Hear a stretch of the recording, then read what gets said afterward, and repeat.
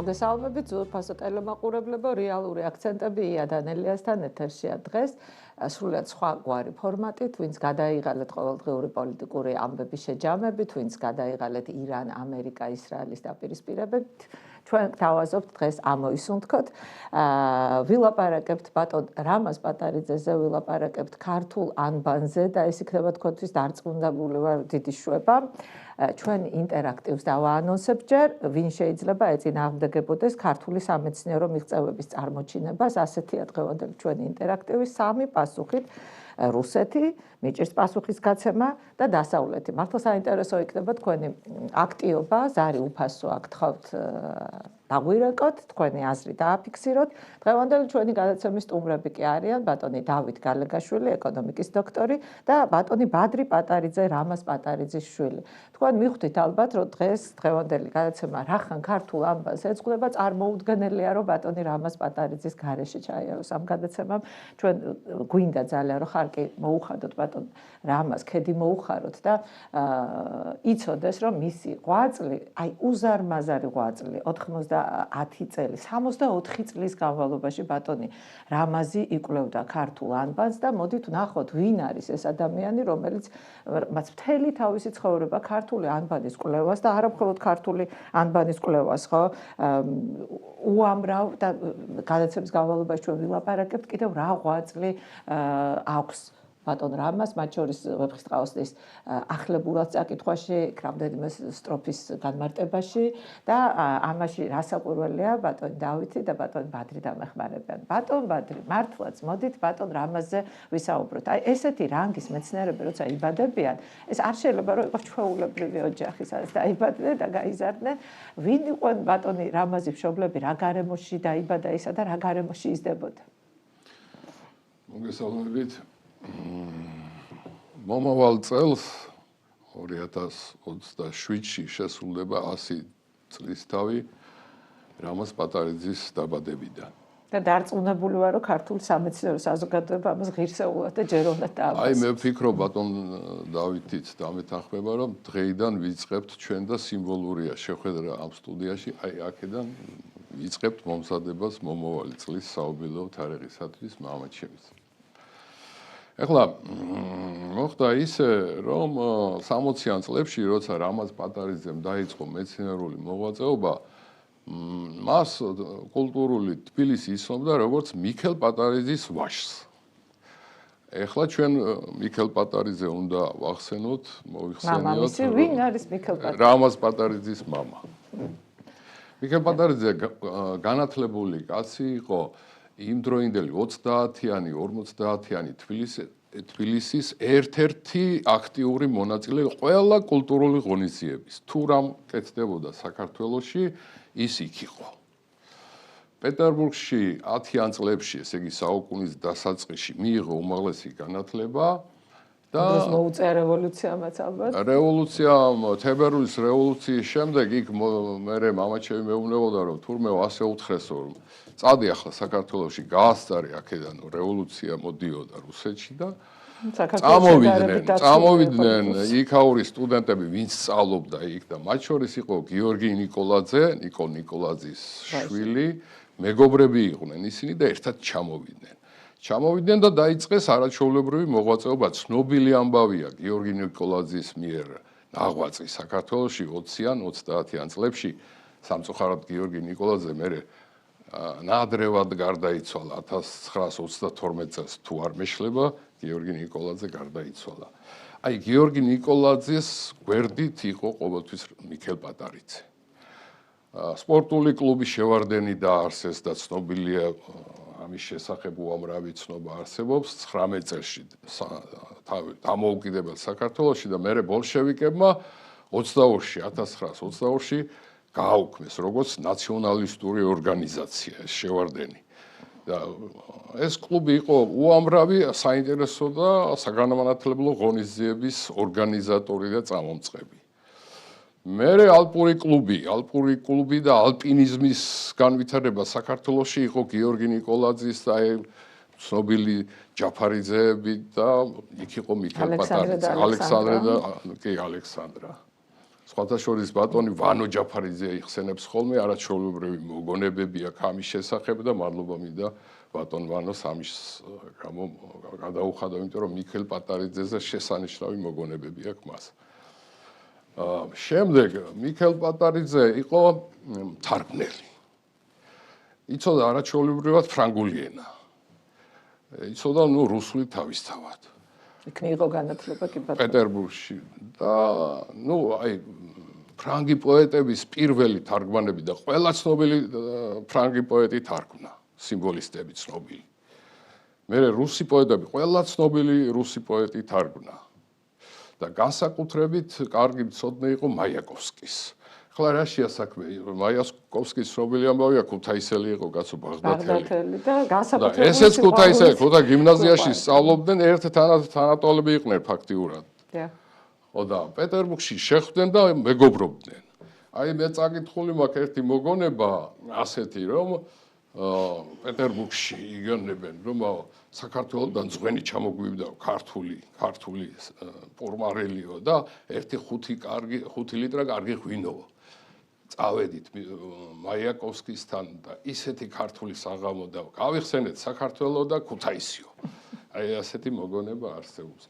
რომ ჩამოვიდა, რა თქმა უნდა, თარგმნელობითი მაიაკოვსკის თარგმნას დიდი დრო და ენერგია შეალია მიქელმა. მერე ბოლოს მამაჩემი ასე მეტყოდა ხოლმე, რომ თბილისს განერიდა 30-იანი წლების ბოლოს განერიდა თბილისო. ეთყობა იმდროინდელი რეპრესიების და იმ მოვლენების ახლოვდებოდა 27 წლის სუნი. 30-იანი წლების ბოლოს წავიდა სოფლად, მერე ბაღდადში გაიხსნა, მაშინ 40 წელში გაიხსნა მაიაკოვსკის სახლ-მუზეუმი და მისი დირექტორი იყო უკვე სიცოცხლის ბოლომდე, 59 წელში გარდაიცვალა, 65 წლისა იყო. ახალგაზრდა იყო ფაქტიურად. მერე იყო არაჩვეულებრივი ჟურნალისტი.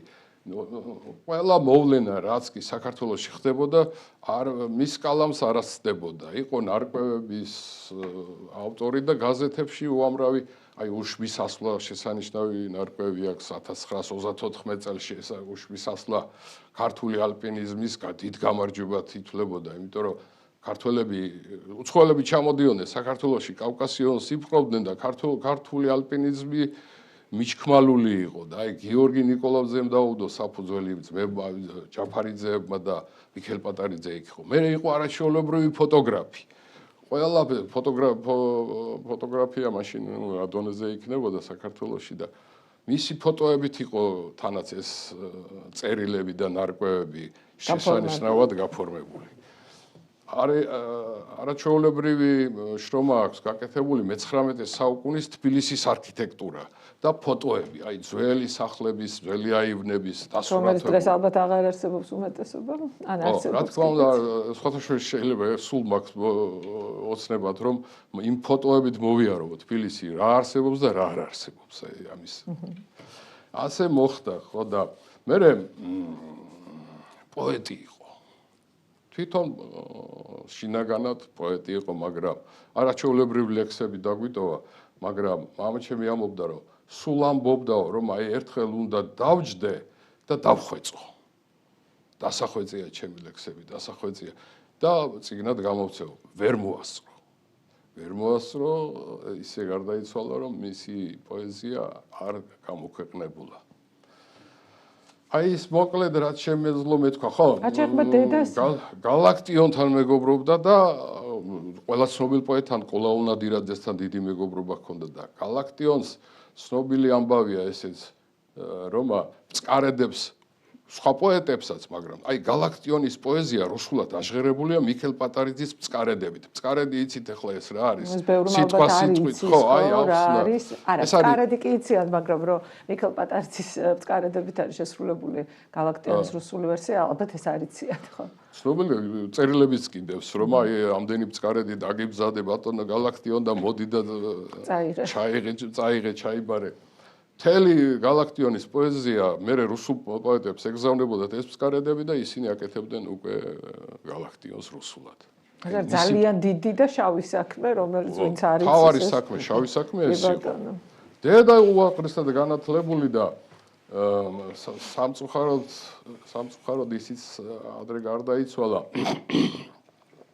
1951-ში 14 წლის იყო 14 წლის იყო ხო და რამაზის აქვს შესანიშნავი მოგონება დედასთან დაკავშირებული და იმას გავიხსენებ ახლა რომ როგორ ამეცადინებდა დედა სკოლაში პირველ კლასში ვერ მივედი იმიტომ რომ ამბანი ვერ ვისწავლეო ამბობს რამაზი წარმოიდგინეთ ახლა რომ პირველ კლასში რომ მივიდა რამაზი ამბანი ვერ ისწავლა და იძულებული იყო დედა ამეცადინებდა სახლში ახლა დედამისი ხან რომელ საგანს და რას მიამსგავსებდა ამასოს რომ როგორმე გაეგო რამას რატოა ან გამოსახულება ანი დონ რატოა დონ და ასე შემდეგ აიო ჭიანჭველას რომ მივამსგასე ჭარ ასო და დავინახე ჭიანჭველაო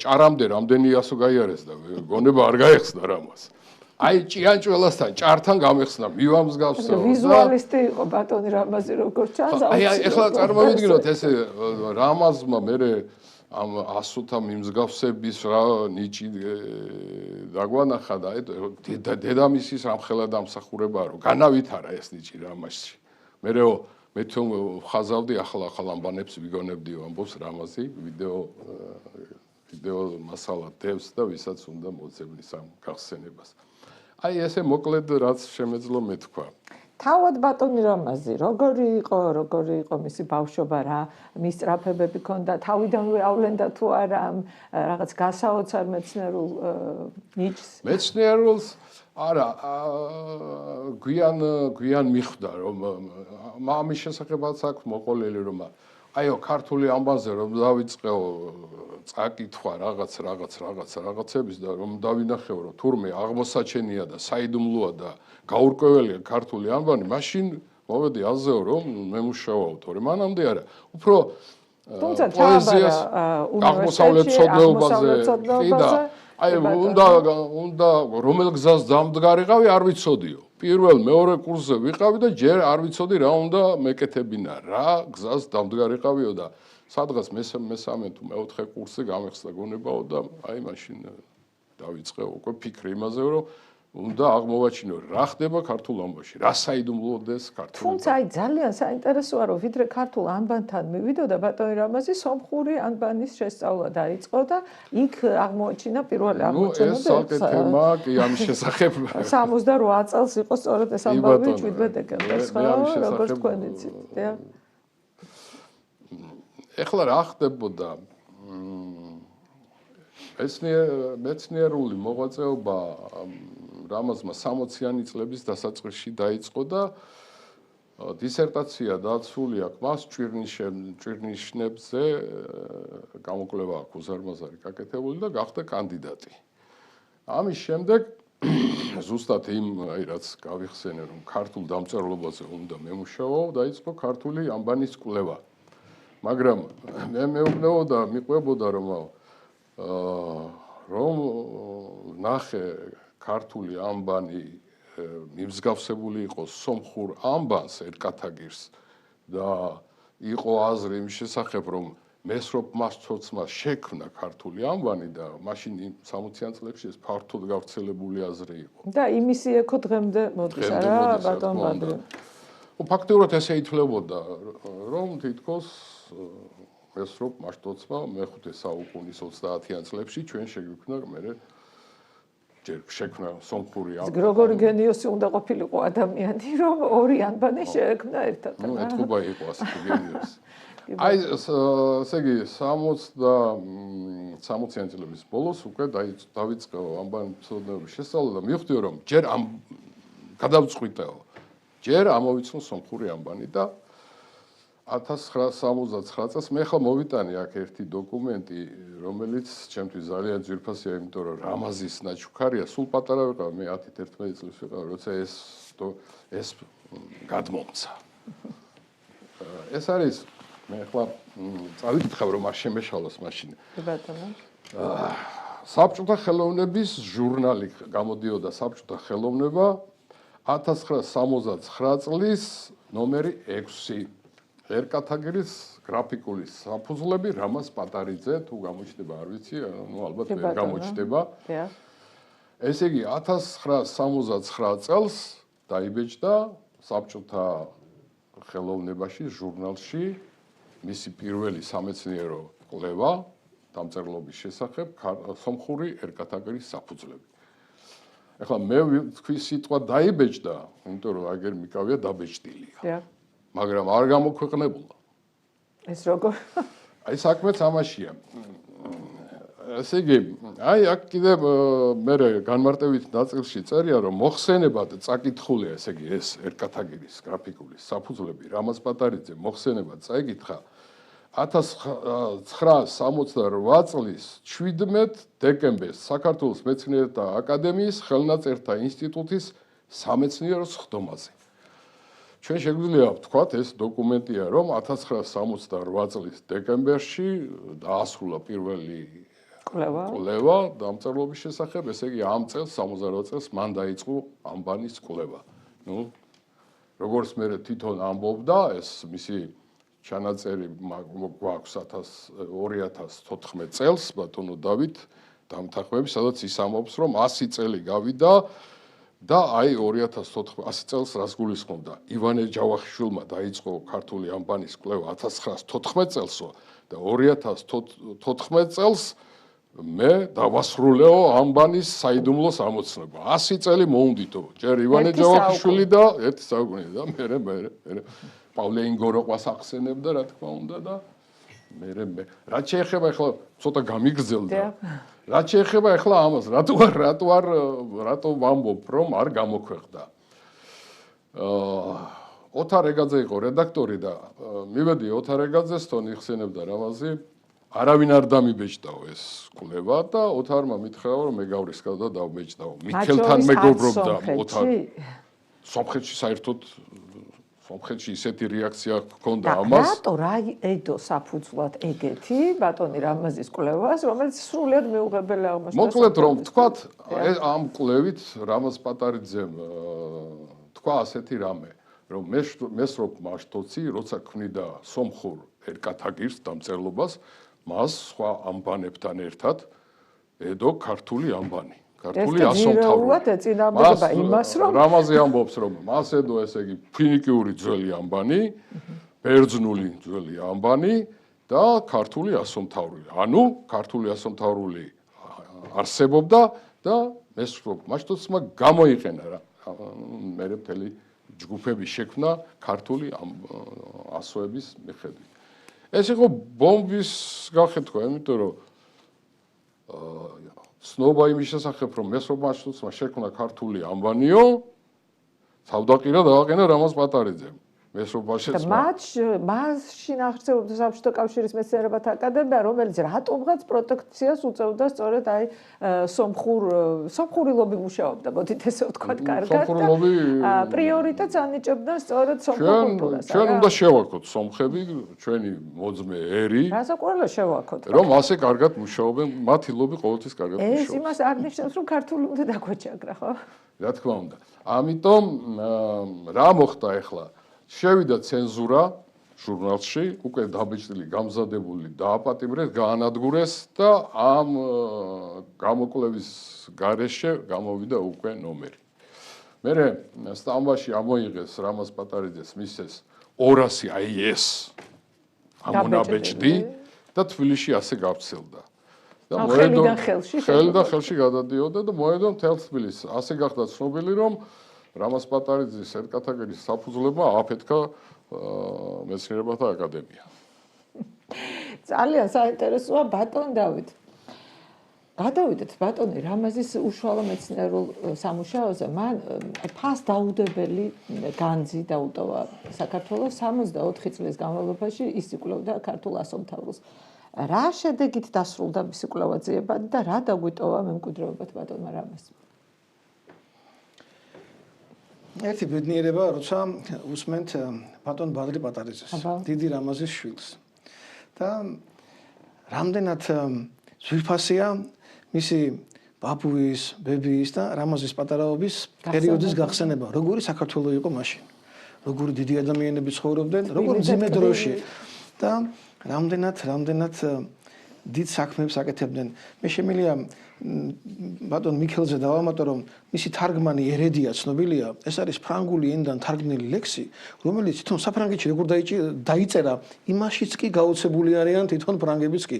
ურთულესი და როგორც პოეტური ქმნილება, ურთულესი რამ არის და მისი თარგმნა ზუსტად იმ კომპოზიციით, როგორც ის ფრანგულზე შეიქმნა, თითქმის შეუძლებელი იყო და მან ბრწყინვალედ შეასრულა. იმედი მაქვს, რომ მის წიგნსაც ისევე მოუვლის ბატონი ბადრი, როგორც მამამისის მომავალ წელს გასამართ ერთ საუკუნოვან იუბილეს. შეგაძლებინოთ ბატონ ბადრი. რაც შეეხება ბატონი რამაზის აღმოჩენას. სამყაროს ქმნის ღმერთი ყველაფერს. მაგრამ ამას გარდა კიდევ არსებობს რაღაცეები, რომლებიც ადამიანებმა შექმნეს. აი ადამიანებმა რაც კი რამ შექმნეს დედამიწაზე. ჯერჯერობით ყოველ შემთხვევაში არანაირი უცხო პლანეტა ცნობილი არაა, რომ სადმე სულიერი ცხოვრობდეს არათუ ადამიანი. აი რაც კი რამ შექმნეს ადამიანებმა რამოდენიმე 1000 წლის განმავლობაში. ყველაზე დიდი აღმოჩენა, თუ კი რაიმე შეიძლება იყოს, ეს არის დიდი რამას პატარაძის აღმოჩენა ქართული ასომთავრული. ეს არის ადამიანის ინტელექტის მწვერვალი, ვინც ეს შექმნა, შემდეგ ეს დაძინებული იყო 1000 წლის განმავლობაში და ეს ამოიკითხა. დღევანდელი გადაცემა ასე გამოგვდის ჩვენ, რომ ბადრიმ ნამდვილად ყველაზე მეტი იცის ბატონი რამაზის სამეცნიერო კვლევებიდან, იმიტომ რომ ბევრი რამ, რომელიც არ გამოქვეყნებულა, მას აქვს და ის თუ მომიყვება მე და ის თუ გააჟღერებს და აქედან გამომდინარე უაღრესად განათლებული კაცი ბრძანდება ბადრიმ ყავსვადელობაში და იმედი მაქვს, რომ ეს ყველაფერი ნელ-ნელა გამოვა გარდა იმისა, რაც დაიბეჭდა. მაგრამ ვინაიდან მას მოსაყოლი ბევრი აქვს თვითონ რამაზე, როგორც ადამიანზე და მის შესახებ, როგორც მამამისზე. ამიტომ მე მარგუნა ეს ბედი, რომ მოუყვე რას ნიშნავს ქართული ანბანი, ამ შემთხვევაში გულისხმობა მხოლოდ ქართული ასომთავრული. როცა ჩვენ ვლაპარაკობთ, რომ სოფლიოში 14 ანბანი არსებობს და ერთ-ერთი ქართულია, ამას ჩვენ შეიძლება ამ 14 ანბანს მივაკუთვნოთ მხედრული ანბანი. ისაც ჩვენ დღეს ვსარგებლობთ და ვთქვათ, რომ მხედრული ერთ-ერთია 14-დან და კი ბატონო, ესეც მოიხსენიება, მაგრამ რაც შეეხება ასომთავრულს, მას არათუ რომელიმე ანბანი, არამედ არც იეროგლიფები, არც ლურსმული დამწერლობები ვერ შეედრებიან იმ მასშტაბით, რაც თურმე ამ ანბანს თავის თავში აქვს დაფლული. აი ეს აღმოაჩინა რამაზ პატარაძემ. ამიტომ ჩვენ ვთხოვოთ რეჟისორს, რომ დავიწყოთ სლაიდების საშუალებით, გავაცნოთ მაყურებელს ჯერ შინაარსი ქართული ასომთავრული ანბანისა. ჩვენი ულამაზესი ასომთავრული. ეკრანზე თქვენ ხედავთ 35 ასონიშანს. ასონიშნები ჩანს ყვითელი ფერითაა, მის ქვემოთ მოცემულია ციფრები, ეს მიუთითებს ასონიშანის ადგილს წკრივში, პირველია, მეორეა თუ 35-ია, თქვენ ხედავთ, რომ 34 განათებული ფერით მაქვს ვაკეთებული, რომ ეს არის ჯან, რომელიც ასრულებს ქართულ ასომთავრულს და ჩვენ ხედავთ ასევე ზემოთ დაწერილ ციფრებსაც და რიცხვებსაც. 9 პირველი 9 რიცხვი ეს ერთეულებია, შემდეგი 9 ათეულებია, მაგალითად i უკვე 10 რომ ხდება, მას მოსდევ შემდეგ კანი, ის 20-ია, 30, 40, 50, შემდეგ რაეს ხედავთ რომ 100-ია, 100 მოყვება 200, 300, 400, ასე შემდეგ მივდივართ 1000-ებამდე და ასეთი მოცემულობა გაგვაჩნია. მწკრივში ასონიშანის ადგილს, ანუ რიგის ნომერს, რიგით სათვალავს, როგორც ამას ბატონი რამაზი უწოდებდა, ეს რიგითი სათვალავი გამოიყენება ისევე როგორც მისი რიცხვითი მნიშვნელობა გაანგარიშებებში, ასტრონომიულ გაანგარიშებებში. ნებისმიერი ადგილი, მწკრივში რომელიც უკავია ასონიშანს, ნებისმიერი ასონიშანის გრაფიკა და განსაკუთრებით კი სახელდება ჩვენ გვაძლევს უზარმაზარ ინფორმაციას. თითოეული ეს მონაცემი გრაფიკა, რიგითი სათვალავი, რიცხვითი მნიშვნელობა, სახელდება და ის მრავალი შრე, რომელსაც თითოეული ანბანი შეიცავს, ჩვენ გვიყვება პრაქტიკულად უკვე ცივილიზაციის ისტორიას და ცივილიზაცია იწყება მაშინ, როცა ადამიანმა ანბანი შექმნა. ჩვენ ახლა ვხედავთ მრავალ განზომილებიან, მრავალ შრეების მქონე 35 ასონიშანს, რომელიც ჩვენ 1000 წლების მანძილზე მიმდინარე პროცესებს გვიყვება ასტრონომიის გამოყენებით და შემდეგ უკვე სხვა ენათმეცნიერების გამოყენებითაც. ჩვენ შეგვიძლია გადავიდეთ მეორე სლაიდზე და ვაჩვენოთ რა მნიშვნელობა ენიჭება გრაფიკას. ეს არის მთვარის ფაზები. მთვარის ფაზების ქვემოთ წერია 4-7-იანი, 1-იანი და 9-ვარი. რას ნიშნავს 4-7-იანი? ეს არის 4 კვირა, 28 დღე, რომელიც დროსაც მთვარე ცაზე მოჩანს. ანუ ღამეთ ჩვენ 28 დღის განმავლობაში მთვარეს ცაზე ვხედავთ. შემდეგ რომ წერია +1, ამ ერთ დღეს მთვარე ცაზე აღარ მოჩანს. ამ დროს მთვარეს ძინავს. და მერე გამოჩნდება დღენახევრის განმავლობაში. და შემდეგ 9-ვარი ღამე რომ გავა კიდე ამ ერთი დღის შემდეგ პირველი 9-ვარი ისევ არ ჩანს და მეორე 9-ვარში იბადება უკვე მთვარის ახალი თვე. ესე იგი ჩვენ გვაქვს ფაზების ცვლილება. ამ 4-7-იანის ფაზების ცვლილებას მიუთითებს 5 ასონიშანი. ეს არ არის რომ წერია თქვა ანი პირველი ასონიშანი, შემდეგ მერვე, მე-15, 22 და 29, ეს არ ნიშნავს რომ აღნიშნავდეს დღეს, არა.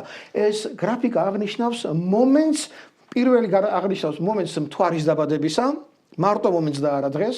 მეორე ასონიშანი, რომელიც მერვეა და მას სახელად ეწოდება ჰ, ეს არის ასონიშანი ვერტიკალური ხაზი და მარჯვნივ ჩვენგან მარჯვნივ გაწვდილი ხელი, რომელიც ღიაა, თქვენ ხედავთ მის გვერდით მთვარეს, რომელიც მარჯვენა 9-ვარია განათებული, ესე იგი პირველი ფაზა დამთავრდა, 7 დღე, 1 კვირა დასრულდა, იწყება მეორე ფაზა და აი მეორე ფაზის დასაწყისი მომენტია, უკვე მთვარე 9-ვარად განათებულია. გაივლის კიდევ 1 კვირა, ჩვენ ამ კვირეებით ცხოვრობთ, ეს კვირეები ამაზეა დამყარებული, ჩვენ რომ სამსახურში მივდივართ ორ შაბათს, აი ეს ფაზებია, ამის განსაზღვრელი. არის მხოლოდ ქართულ კალენდარში სხვა ქვეყნებში. არა, სხვაგანაც არის თვალი კალენდარი, მაგრამ ახლა 7 დღიანი არ არის ყოველ შემთხვევაში. 7 დღიანია, კი არა, მესოპოტამიაში 7 დღიანი იყო, ეს აგებულია შუამდინარეთზე, ოღონდ გრაფიკულად ამ შემთხვევაში ქართული ანბანი გამოსახავს, რასაც მე ვლაპარაკობ ამ ფაზებს. გაივლის კიდევ 8 დღე, მე-15 ასონიშანი უკვე თითქმის შეკრული წრე არის, მთვარე სავსეა განათებულია და მე-15 ასონიშანი აღნიშნავს რომ მთვარე განათებულია ამ მომენტს და არა დღეს. ალბათ მოვადრო ბადრი მოყვება 15 და რო იწყება ათულად ამის ანიცკენ და ისე უკან ბრუნდება, ეს სხვა ფაზე, სხვა რამის აღნიშნულია. ანუ თითოეულ ასონიშანს მრავალი დანიშნულება გააჩნია. მე მარტო ერთზე ვყვები ფაზის ცვლილების მომენტის აღნიშნულს. გაივლის კიდევ 7 დღე, 22 ასონიშანი, აი 15-ს რომ 7 მივუმატო 22 არის, გვიჩვენებს რომ ვერტიკალურ ხაზზე უკვე დახურული 9-ვარწრი არის, რაც მიუთითებს რომ მე უკვე მცირდები როგორც განათებული ციური სხეული და მე უნდა სულ ჩავქრე საბოლოო ჯამში, რასაც უკვე 29 წანი გვეუბნება რომ აქ მთვარე ფაზას ამთავრებს, ხილულ ფაზას ამ შემთხვევაში. ესე იგი, აქ ჩვენ ხედავთ რომ გრაფიკა მეორე, მესამე და მეოთხე ასონიშნებისა გველაპარაკება ფაზის ცვლილების მომენტზე. მე განათებული ვხდები და ვიზრდები როგორც ნათელი ციური სხეული, შემდეგ სრული მთვარეა, სავსე მთვარეა და შემდეგ მე უკვე მცირდები როგორც განათებული და მივდივარ უკვე უხილაობისაკენ. გადავიდეთ მესამე ასონიშანზე. ჩვენ ეხლა ვისაუბრებთ სახელდებაზე. როგორ არის სახელდებული ქართული ასონიშნები? აქ მონაწილეობს 5 მარცვალი: ან, ხარ, რაე, ილ და ლას. მთვარის კალენდარში მთვარის კალენდარზე ვსაუბრობ ჩვენ ახლა. ხო, ლას ამ შემთხვევაში არ მონაწილეობს მხოლოდ და მხოლოდ.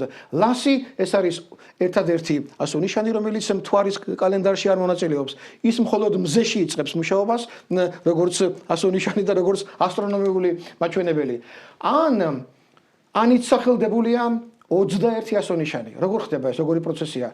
ჯერ დავასახელოთ ხმოვნები. თვითონ ა, იგივე ან, შემდეგ ე, ი და ო, ანით სახელდებულია ეან, იან, ოან, რახან ორი ხმოვანია ა იკვეცება და გვჩება ენ, ინ და on.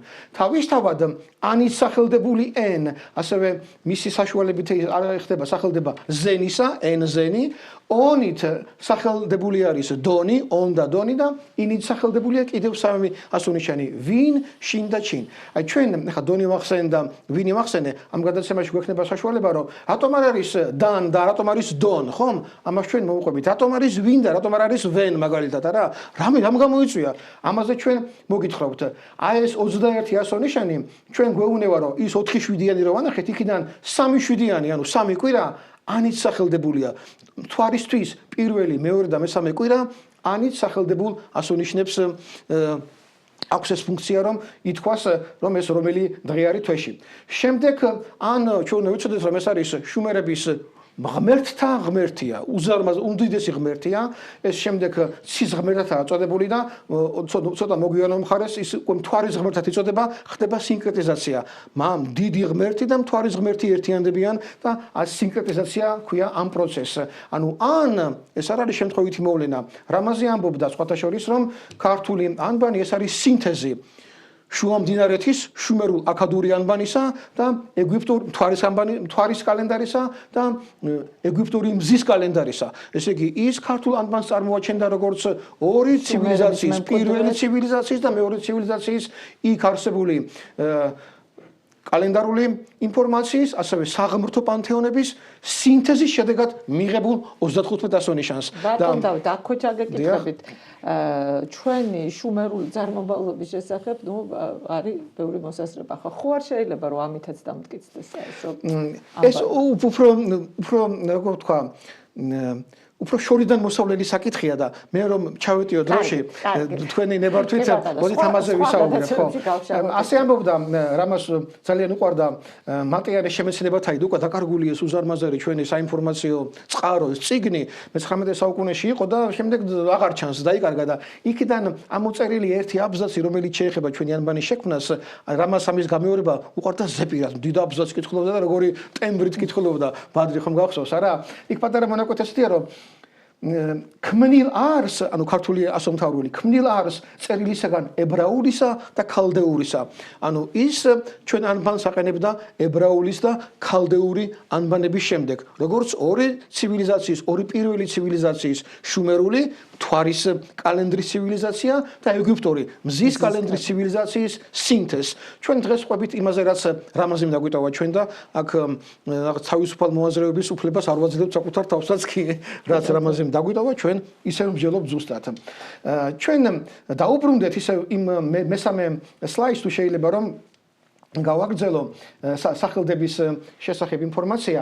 აი ანით სახელდებული შუმერთა ღმერთთა მამა ცის ღმერთის ანით სახელდებული 21 ქართული ასონიშანი, მას შემდეგ მოყვება კიდევ ერთი კვირა, რომელიც ხარითაა სახელდებული შუმერში და შემდეგაც აქადელებთანაც ხარი იყო ცის ღმერთის ზოომორფული შვილი. ესე იგი მამა ანიდან შვილ ხართან აქ ამ 28 ასონიშანში, სამ შვიდეულში და ერთ შვიდეულში მთვარის ხილული კალენდარული ციკლია მოცემული. აი იქ შემდეგ რაეთის სახელდებული 4 ასონიშანი, რაე, ჰე, ие და ვიე მე მოგახსენეთ წინა სლაიდზე. აი აქ ეს სამი ასონიშანი, რომელიც ფაზებს აღნიშნავს. თვითონ რაე უნიკალური იმითაა, რომ ის მონაწილეობს როგორც მთვარის კალენდრის სახელდებაში, ასევე მზის კალენდარში. ანუ რაე ამ შემთხვევაში გამოერთიანებელია, ამასაც გეტყვით უნდა მოგვიანებით და აქ ახლა ჩვენ გადავდივართ უკვე ორ ასონიშანზე. რომელიც ილითაა სახელდებული. ილ აქადში იგივე ღმერთია, ილუ ან ილ და გამოისახება ზუსტად ისეთივე ვარსკვლავური რა იყო და ლურსნული დამწერლობითი ნიშნით, როგორცაც ანი წარმოადგენდა. ილ სახელდებს ძილს და წილს, ძილ და წილ. ძილ რატომ ქვია? ახლა ჩვენ გადავდივართ სახელდება რას ნიშნავს. რატომ ქვია ძილ იმ 29 მთვარის კალენდარში 29 ასონიშანს? იმიტომ რომ იმ ღამეს მთვარეს ძინავს. არ ჩანს საერთოდ. ამიტომ მას ეწოდა ძილ, ის ძილშია შესული. რატომ ქვია წილს წილი? იმიტომ რომ პირველი წილი, ანუ პირველი ნაწილი ღამისა ის ჯერ კიდევ არ ჩანს. და შემდეგ უკვე 29 ნახევარი დღეღამე რომ გავა, აი 20 არ ამთავრებს 30-ს ბოლომდე, აი იქ მეორე ნახევარში ახალი მთვარე იბადება. და ჩვენ შეგვიძლია და ლას ხა თავში შევიკავებ, იმიტომ რომ მზის კალენდარზე რო გადავალთ, მაშინ გავხსნათ ლასის საკითხი და ჩვენ შეგვიძლია შემდეგ სლაიდზე გადავიდეთ, რომ უკვე მთვარის კალენდარი დავასრულო. აქ ჩვენ ვხედავთ რაეს მთავარ ფუნქციას. რაეს გრაფიკა რას გვიჩვენებს? გარდა იმისა, რომ ის არის ბორჯღალის უმინიმალურესი ვერსია. ეს იგივე ბორჯღალია, ოღონდ ყველაზე მცირე რამ. ეს არის ყველაზე დინამიური ასონიშანი, რომელიც კი შექმნილა ყველა ასონიშანს შორის მთელ მსოფლიოში შექმნილი ანბანებიდან. ეს რომ დავაბზრიალოთ, ჩვენ დავინახავთ მაუსის მოტორია თუ რა არის თუ როგორია, ეს არის უდინამიურესი ასონიშანი. აქ შეიძლება ისიც კი ვთქვათ, რომ ეს ორი ფეხი დიდი და მცირე ეს ნახევარწრიები რომ არის ერთით ის მიეკუთვნება მზის კალენდარს და თავის თავში აერთიანებს მთვარისასაც. რატომ? იმიტომ რომ მზის კალენდარი 30 დღიანია, 24 საათიანია და მზის თვე 30 დღეს მოიცავს და თვარის თვე ნახეთ რომ 29 ნახევარი დღე არის. ის არ ემთხვევა მზისას. ამიტომ ერთი რომ ბრუნავს 29 დღე ნახევარი ყოველი თვე რო გადის და მეორე რომ 30 დღით მიდის, ისინი ერთმანეთს ისე საწყის წერტილში ხვდებიან მხოლოდ 19 წლის შემდეგ. 19 წელიწადია, როცა ჩვენი ეკლესია აღდგომის დღესასწაულის დღეს განსაზღვრავს. აი 19 წლიანი ციკლი ზუსტად ამაზეა დამოკიდებული, იმიტომ რომ აღდგომის დღესასწაულის თარიღი იანვარიშება მზის კალენდარიდან და მთვარის კალენდარიდან და ვინაიდან ისინი 19 წელიწადში ამთავრებენ თავიანთ ციკლებს და ისევ ერთ წერტილში ერთიანდებიან და ახალი ციკლი იწყება. ბერძნები ამას მეტონის ციკლს უწოდებენ, ეს ბერძნული სახელწოდებაა. სწორედ ამიტომაც რაე აქ არის მზის და მთვარის გამაერთიანებელი ასონიშანი ქართულში და ამას ჩვენ ეკრანზეც ვხედავთ. მოდით მე ახლა ისევ თქვენ და ბადრის ვაკითხებთ არეალს, იმიტომ რომ მაყურებელს მიცეთ საშუალება რომ ასონიშნების რაობა, შინაარსი, თვარის კალენდარი ნელ-ნელა მაინც გაითვისნობიერონ და შემდეგ კითხვას უკვე მზის კალენდარზე უპასუხებ. ბატონ ბადრი, როგორი იყო ბატონ რამაზის სამეცნიერო მოღვაწეობის დასაწყისი? როგორ შეხვდა მას ქართული სამეცნიერო საზოგადოება, რომელშიც არ იყო ასე ადვილი ახალი ნოვაციების დანერგვა, ხო? დიდი ძმა რუსეთი და საბჭოთა კავშირი რასაკვირველი აპეკუნობას უწევდა ქართულ მეცნიერებასაც, არ შეიძლებოდა რომ ქართული მეცნიერება იმაზე დიდი ყოფილიყო ვთქვათ ვიდრე რუსული, ვიდრე საბჭოთა კავშირში შემავალი სხვა ერების მეცნიერებები, არ შეიძლებოდა რომ ჩვენ 3000 წლოვანი ერის სახელმწიფო ვიყავით უზარმაზარი კულტურით, ვთქვათ თუნდაც იმაზე დიდი წარმოჩენილი ყავით ვიდრე იყვნენ სომხები, ხო? როგორი იყო ახალგაზრდა მეცნიერის პირველი ნაბიჯები და რამდენად ადვილი იყო ახალი სიტყვის თქმა მეცნიერებაში? ბატონო, მე წეგავს საუბრობდი ქართული დამწერლობის დაწყება რამას პატარიზემ დაიწყო სომხური დამწერლობის შესწავლით და როცა ამოიღეს ეს ჟურნალიდან ეს კვლევა, მე ამას მოყვა გარკვეული მოვლენები. ახლა საქმე რაშია, საბჭოთა კავშირში იყო ასეთი წესი, რომ მეცნიერი მუშაკს აუცილებლად წლის დასაწყისში უნდა წარედგინა საკულავია თემები, რაზე მუშაობდა, დაუმტკიცებდნენ, გეგმაში ჩაჯდებოდა ინსტიტუტის და მუშაობდნენ. და ამოწმებდნენ პერიოდულად მის. რა თქმა უნდა, და მე წაიკითხავდა ამ შრომას ინსტიტუტის საერთო სხდომაზე. მაგრამ რამაზ პატარიძემ ეს წესი დაარღვია. არავის არაფერი შეუთანხმა, ისე დაიწყო მუშაობა სომხური დამწერლობის კვლევაზე და შემდეგ უკვე ქართულ დამწერლობაზე. ამას მოყვა დიდი სკანდალი. ეხლა რატო? როცა ნახეს, რომ ასეთი შრომა გამოქვეყნდა, თავდაყირა დადგა მთელი მეცნიერული წარმოდგენა ქართული ამბავის წარმოშობის შესახებ, დაიწყეს კვლევა, რანაირად მოხდა, რომ ამ კაცმა ეს შრომა შეასრულა. ახლა მაშინ მეცნიერებათა აკადემიაში ამ საკითხებს განაგებდა ქართოლოგი, ყველაზე დიდი ქართოლოგი ვიცით ვინც იყო მაშინ, ბატონი აკაკი შანიძე. და ამავე დროს ბატონი აკაკი შანიძე იყო არმენოლოგიც. ანუ ის საკითხი, ეს საკითხი რამაზ პატარიძეს აუცილებლად უნდა შეეთანხმებინა და უნდა სცოდნოდა ბატონ აკაკის. ეს რა თქმა უნდა რამაზმა არ ქნა. და რატომ? იმიტომ რომ კარდინალურად განსხვავდება. იცოდა რომ უარს ეტყოდნენ, რა თქმა უნდა. და რატომ უნდა ეთქვა თუ არა? მე ვერ გეტყვით, ალბათ იმიტომ რომ მაშინ სხვათა შორის ესეც რამაზისგან ვიცი, იყო თემები, რომლებსაც ტაბუედო. აი ამ თემაზე ვერ იმუშავებდი. ესე ერთხელ მიიღეს რაღაც ფორმულა. ხო, აი რაღაცა თემა იყო ამ მეცნიერის, რაღაცა თემა იყო ამ მეორე მეცნიერის. და შენ ამ თემებში არაფერი გესაქმებოდა, არ ფაქტიურად მეცნიერება წინ ვერ უნდა წასულიყო. რაღაცა საუკუნის განმავლობაში შეფერხდა ეს მეცნიერული კვლევა, ხო? აი არქეოლოგიაში სხვათა შორის იგივე რამაზისგან ვიცი, რაღაცა არქეოლოგიური აღმოჩენა აღმოაჩინეს ხო საქართველოში ის აუცილებლად იყო რომელიღაცა მეცნიერის აკადემიკოსის დიდი მეცნიერის გათხარა და ან ვინც გათხარა ან მასთან ერთად ვინც ამ თემაზე მუშაობს შენო უფლება არ გქონდა რომ ამ საქმეში ჩაგეხედა. შეგეშალა იქ. იყო ასეთი რაღაცა. კი ბატონო, წაიბორძი კი არავის არ აინტერესებს. ხო. ეხლა რა მოხდა მე რამაზ პატარიძეს უჩივლეს ამ დამწერლობის ამ კვლევის გამოქვეყნების შემდეგ კომპარტიის ცეკაში, მაშინ კომპარტიის ცეკა განაგებდა საქართველოს და საჩივარი აკადემიკოსებმა დიდმა აკადემიკოსებმა იგორ დიაკონოვი ანბათ ეს უფრო ცოტა სხვა თემა. ქართველმა ჩვენა მეცნიერებმა უჩივლეს ამას რომ ერთაშორის შუღლის ჩამოგდებას ეწევა რამაზ პატარიძეო სომხებსა და ქართველებს შორის შუღლის ჩამოგდებას ამ მეცნიერული კვლევითო. მაშინ ცეკაში პარტიის ცეკაში იდეოლოგიურ საკითხებს ცეკას მდივანი დევის ტურვა განაგებდა, იყო ცნობილი პიროვნება, იმ დროს საკმაოდ ცნობილი. იდეოლოგია საბჭოთა კავშირი იდეოლოგიური სახელმწიფო იყო და თქვენ წარმოიდგინეთ ახლა იდეოლოგია ერთ-ერთი პირველ ადგილზე იყო და ცეკას დივანი რომელიც იდეოლოგიას განაგებს, აი მასთან მოხდა განხილვა ამ რამაზ პატარიძის კვლევის.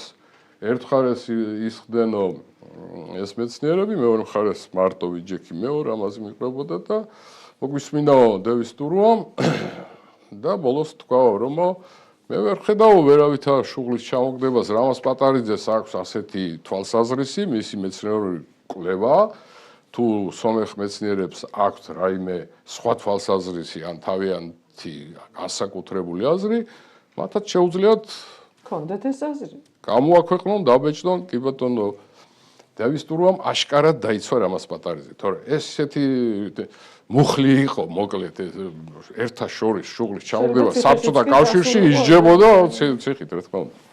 ყოველ შემთხვევაში ეს დევის რომ არ დაეცვა გამორიცხულია რამაზ პატარიძის შემდგომი მეცნიერება დავიწყებული იქნებოდა.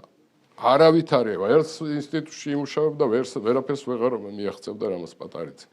დევის ტურვამ დაიცვა დევის ძმა იყო მელორ სტურუა ცნობილი საბჭოთა ჟურნალისტი საბჭოთა თორე ქართველი იყო კაცო და კლასელები იყვნენ რამაზი და მელორ სტურუა შეიძლება ამანაც იმოქმედა ხო და ის ოჯახში გავიძა იმ ოჯახში ხშირად სტუმრობდა ხო და ეს დევი გვისმენდა ხოლმეო სულო ახლა ჩვენ რო ვკამათობდითო მე და ცოტა მოკლედ დევი აშკარად რამაზ პატარიძის მხარეს დადგა შემდგომში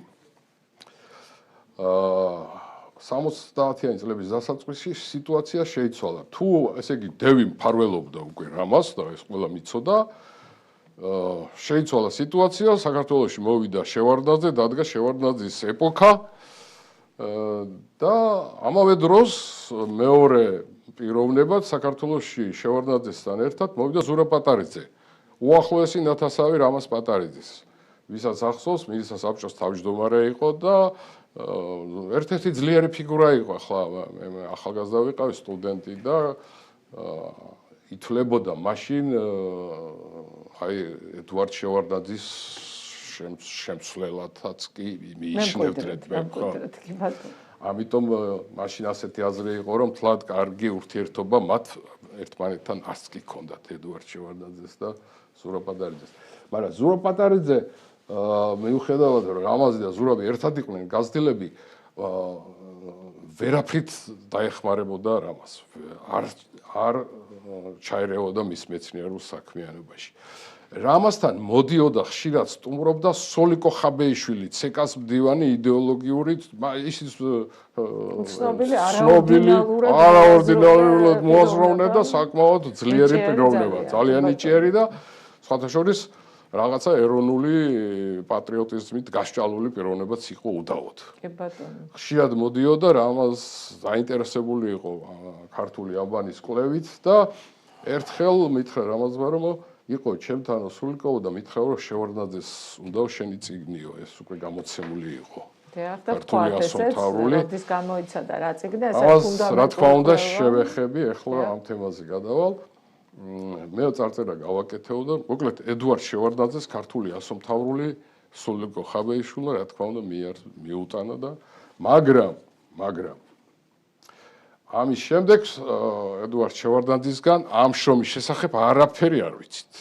წაიკითხა, ალბათ ედუარდ შევარდნაძე ისეთი პიროვნება იყო, აუცილებლად გადახედავდა, აუცილებლად დაინტერესდებოდა და მაგრამ თავარი მოწინააღმდეგე ამ პერიოდშიც და აი საბჭოთა კავშირის ბოლო დღემდე ეს იყო საკავშირო მეცნიერებათა აკადემია.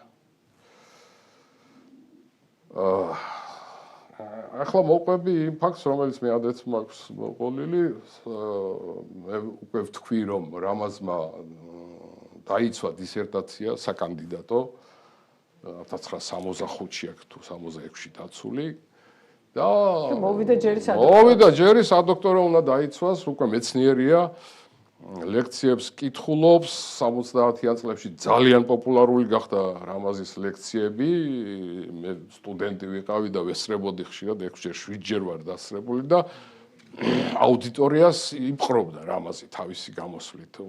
არაჩვეულებრივი ორატორი იყო, სხვათა შორის არაჩვეულებრივი. ვამაყობდი ხოლმე რომ ვიჯექი ლექციაზე. იმიტომაც ეთყობა რომ ძალიან დარწმუნებული იყო თავის სიმართლეს და ეს იყო პირველ გამყვალავი ხო აი ამ გზის და ამიტომაც.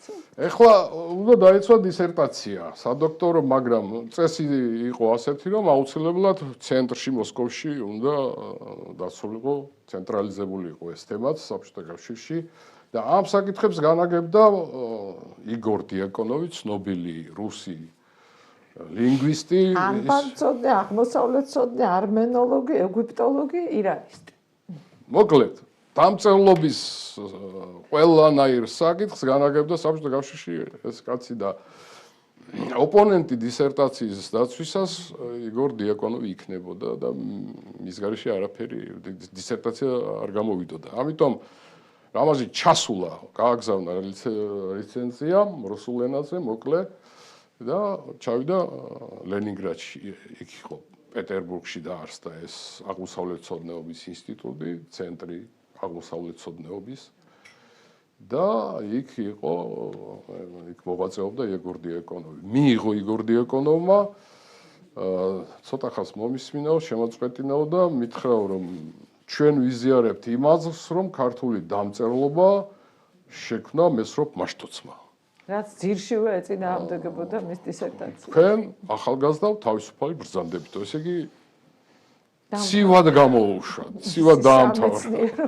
ამით დასრულდა სადოქტორო დისერტაციის თემა. მე რომ ჩამოვიდა, შეუთავაზებიათ რამაზისთვის, რომ გაანებე ახლა ასომთავრულს და სხვა თემები გაქვს უამრავი და შემოიტანე და დაიცავიო. მაგრამ პრინციპები ქონდა რამაზ პატარიძე აი ყოფით საკითხებში ძალიან რბილი პიროვნება იყო. ჩემთან ურთიერთობაში, მეუღლესთან, შვილებთან, მეგობრებთან, რბილი, ურბილესი, მაგრამ რაც შეეხებოდა ქართულ დამწერლობას, ამბავს. ამიტომაც იყო დიდი მეცნიერი. უზარმაზი პრინციპების ბატონ დავითმა იცის. ცეცხლი და მახვილის იცავდა ქართულას. არაფრით არ ქნა, მე სხვა თემას სადოქტოროთ არ გავიტანე. თუმცა ბატონ ბადრი, აუცილებლად უნდა ვთქვა, რომ მან გაშიფრა ქებაი და დიდებაი ქართული საენისაი და მისი საიდუმლო შინაარსი წარმოაჩინა. კიდევ ისტორიული ესქატოლოგიური მნიშვნელობა მისი დაადგინა, აქტიურად იკვლევდა დავათის სტელის საკითხებს, აღმოაჩინა ნეკრესის წარწერის რამდენიმე შიფრი და ვთქვით უკვე, რომ შოთა რუსთაველის ვეფხისტყაოსნის ახლებური წაკითხვაც მას უთანხმოებდა. ეხლა რა შეასაქმე რომ როგორც კი დაასრულა ქართული ასომთავრულზე მუშაობა რამაზმა და გამოაქვეყნა, მე აი თუ რაც ახსენეთ ეს წარწერები, იმდენად მნიშვნელოვანი იყო ქართული დამწერლობისთვის, მისი წარმოშობისთვის, მისი დათარიღებისთვის ამ წარწერების მნიშვნელობა, რომ ის უცებ უმალვე შეუდგა ამ საქმიანობას. მაშინ აღმოჩნდა დავათის სტელა და ეს იყო უზარმაზარი აღმოჩენა ქართულ არქეოლოგიაში. დავათის სტელაზე იმუშავა მე აი მომსწრე ვიყავი, მიყვებოდა სულ. მეცნიერი სადოქტორო არის სწორედ აი ამ თემაში. რა თქმა უნდა, მაგრამ გაგონება არ უნდა რამას ამას. შემდეგ ქებაი და დიდებაი, სხვათა შორის კაკო ბაქრაძესთან აქვს ერთად აქ მეტყოდა კაკო ბაქრაძემ და ამერიკა ჩამოვდიოდა და მუშაობდნენ და კაკოს აქვს მიგნებები არაჩვეულებრივი, რამდენადაც მე ვიცი რამაზისგან ეს. მე გამოაქვეყნეს ერთმაც და მეორემაც კვლევები. ნეკრესის წარწერებზე რამაზის აქვს თავისი აზრი სხვადასხვის ერთ-ერთი წარწერა აღადგინა კიდევაც და არაჩვეულებრივი რაღაცა შედეგი მიიღო. ეს ცოტა რთული თემაა და ახლა ამას ვერ გავშლი, მაგრამ რამაზი ამბობდა, რომ ამ ნეკრესის წარწერებში ესები არავითარი ქრისტიანული კვალი არ არის, არ დასტურდება. მაგრამ წინარე ქრისტიანულია. და ვიდეო ჩანაწერიც არსებობს, ბატონ დავით აქვს სხვადასხვის ეს გადაღებული და არაჩვეულებრივად მე დავდე ეს ვიდეო YouTube არხზე დევს და შეუძლიათ დაინტერესებულ მსმენელს ეს მოცემნოს. მაგრამ დათარიღება ქართული ანბანის წარმოშობის ეს ისეთი სადავო საკითხია დღესაც, რომლის შესახებ თანხმობა არ არის მიღწეული. და აი ზუსტად ამიტომ იყო ის დიდი დავაკამათი მეცნიერებათა აკადემიასა და რამაზ პატარიძეს შორის, რის გამოც მეცნიერებათა აკადემიამ რამაზ პატარიძე ფაქტიურად არ გაიკარა. შევარდა მე ვახსენე ედუარდ შევარდაძე, მის დროს დაინიშნა თამაზ გამყრელიძე აკადემიკოს პრეზიდენტად აკადემიის, საქართველოს მეცნიერებათა აკადემიის და ბატონი თამაზ გამყრელიძე იგორ დიაკონოვის მოწაფეა. ეს წერია ვიკიპედიაში. რა თქმა უნდა, მისი მოწაფე იყო, მასთან დაიცვა დისერტაციები. მიტომაც დაინიშნა. რა თქმა უნდა, მიტომაც დაინიშნა. ახლა ბატონი თამაზი ამ დადგენილ დოგმას ვერ გასწდებოდა. აუცილებლად უნდა ეთქვა, რომ ქართული ანბანი არის ქრისტიანული წარმოშობის, ქრისტიანულ პერიოდში. ამიტომ მან გამოაქვეყნა შრომა თამაზ გამყრელიძემ. მე და რამაზე ერთად ვფურცლავდით მის შრომწიგნი მოუტანეს რამას ნახეო და 70 თუ 75 გვერდი ეძღვნება ქართული ანბანის წარმოშობას. მაშინ როცა 500 თუ 600 გვერდიანი წიგნი მიუძღვნა რამაზ პატარიძემ.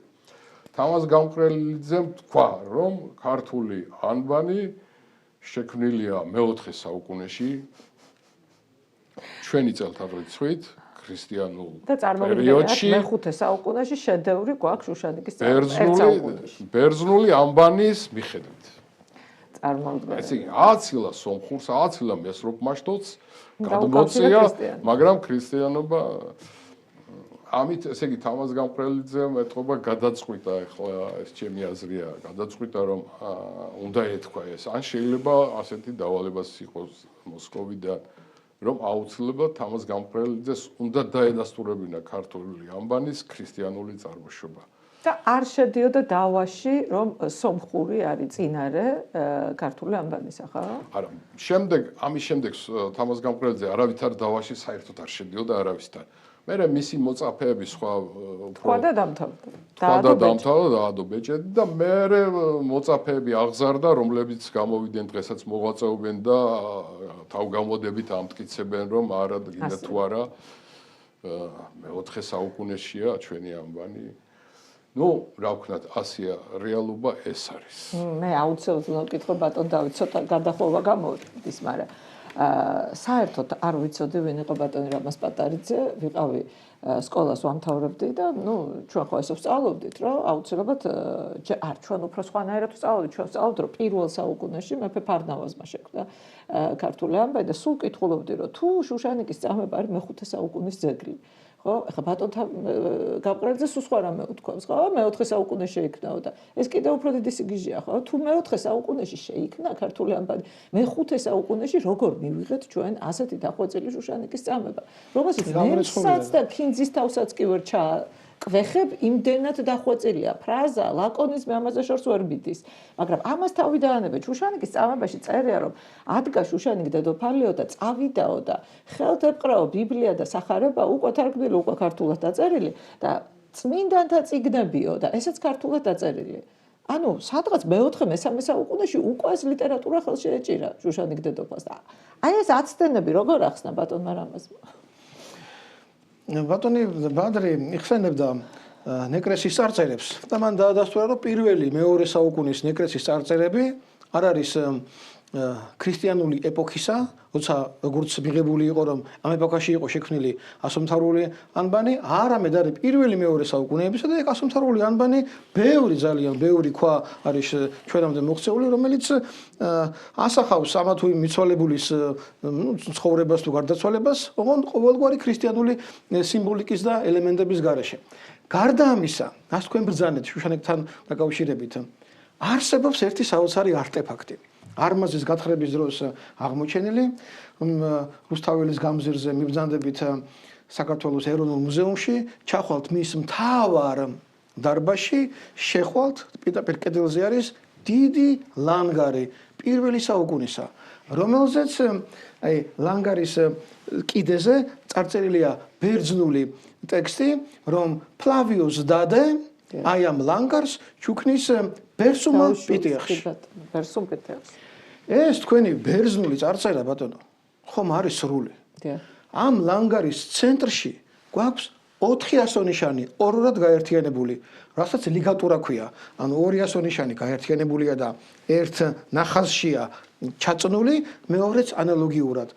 ეს 2 ასონიშანი ქართული ასომთავრულით, ეს არის P და D, აი ბერძნები რომ წერიან ფლავიოს დადეო. ეს არის ბატონო P და D და მეორე არის ბერსუმ პიტიახში B და P. ბერსუმ პიტიახში. ორივე პიროვნება არის ცნობილი ისტორიული ადამიანი პირველი საუკუნისა. აი ამას ჩვენი მეცნიერება ვერ აღიარებს.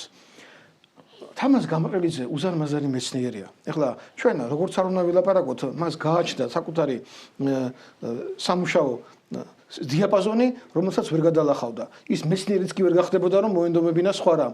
და მის ნაშრომებიდან ციტატებს ივანოვისას მისას ერთობლივი ნაშრომებიდან სოფლიოში დღესაც კი ციტირებენ, ის იმდენად მიღებული მეცნიერია სოფლიოში და ის ჩვენთვის საამაყო ადამიანიც კი არის როგორც მეცნიერი, მაგრამ ამ საამაყო მეცნიერების ზემოთ არსებობენ, როგორ გითხრათ რა, ზიაღმატებულები. როგორიც არის რამას პატარიძე, როგორიც არის პავლე ინგოროყვა და ჩვენ კიდევ სხვასაც ვიტყვით. ფუნქციონერი მეცნიერები და არსებობენ მეცნიერები დაბადებით. ფუნქციონერი არა მარტო, მას ფუნქციონერი საქმე უნდა შეიძლება უწოდო, მაგრამ ის მაინც დიდი მეცნიერი იყო. ეხლა ჩვენ ვინც არ უნდა დავასახელოთ, ხომ, ვინც იმ დროს მოღვაწეობდა, საქართველოსთვის მათ იმხელა საქმე გაკეთებული 30-იან, 40-იან, 50-იან წლებში. ეხლა იმათ რომ მოინდომებუნათ ქაქვთო ჩოლოყაშვილობა, ის მეცნიერება ჩვენ გვექნებოდა და ქაქვთო ჩოლოყაშვილი ჩვენთვის საკმარისად საამაყო უზარმაზარი პიროვნება, მერაბ კოსტავა მაგალითად და ის ხალხი უაღრესად ძვირფასი ხალხია ჩვენთვის. არ უნდა მოვთხოვოთ რომ რატომ არ იბრძოდი შენ იმასავი და ამასავი. იმათი შრომები დიდი საგანძურია. მათ გარეშე ესენი ვერ შეიქმნებოდა. ამ კატეგორიას განეკუთვნებათ ამას გამყრედეს, ანუ ჩვენ მის მიმართ პატივისცემთავად გამშვალულები და გესმის მთელი ის მოქმედების არეალი. და ისი თქმა მინდა. ახლა უახლოვდები რომ შუშანიკის წამება, ნეკრესის საფლავის ქვები ლანგარი არმაზი გათო ჩვენი ეს მცხეთამდე არმაზი იყო საქართველოს დედაქალაქი იქ ხდებოდა რაც ხდებოდა ყველაფერი მცხეთა მერე დაიწყებს ზემოწამოსვლას დინარის იქით და დინარის აქეთ საქართველოს გაყოფილი იყო იქ მცხეთასთან ზუსტად როგორც ჩვენ ხედავთ არმაზი ცალკე სახელმწიფო იყო და მცხეთა მეორე სახელმწიფო იყო წარმოგიდგენიათ დინარის გაღმა და გადაღმა როგორი პოლიტიკური ბრძოლები მიმდინარეობდა ამიტომ ჩვენ მხოლოდ პატივისცემის ნიადაგზე ყველა ადამიანის მიმართ მაგრამ აუცილებლად ჩვენ სათქმელს უკვე ვიტყვით და ის რაც დიდმა რამას პატარეზმა აღმოაჩენა მე თქვენი ნებართვით გავაგრძელებ ახლა ამ შემთხვევაში ეხლა მე მგონი მზის კალენდარზე გადავდივარ კი ბატონო მზეზე გადავდივართ ბადრიმ ბრძანა რომ ეს ქრისტიანული ეპოქა ახსენა და სხვადასხვა რამ წინა საუბრის წინა მონაკვეთში მე ვახსენე რომ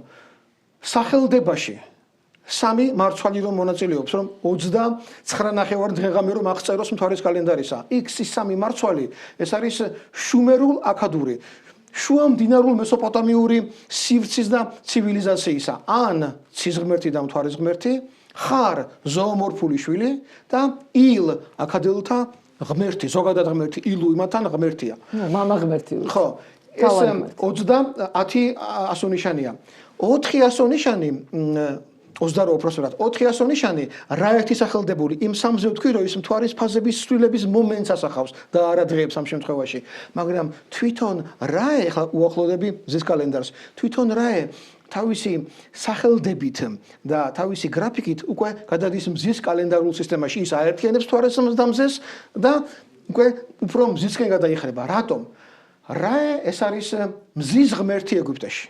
თუ არის ღმერთია, რაე მზის ღმერთი ეგვიპტეში. აი ცნობილი ფარაონი რამზესი, რომელიც ჩამპოლინმა რო ამოიცნო ის შავი ქვიდან მოკლე სტელადან რო ამოიცნო, რამზესი გაიშიფრა პირველად, იქაც ორენოვანი იყო. ხო და რამზესი ნიშნავს რომ ჩვენ თქვათ აი ეგვიპტურ ქართული მზეთა მზე არის. იქ მზე ქართული მზე არის, რაე კიდე ეგვიპტური მზე არის. მზეთა მზე არის რომ გავთარგმნოთ ჩვენ ქართულისკენ.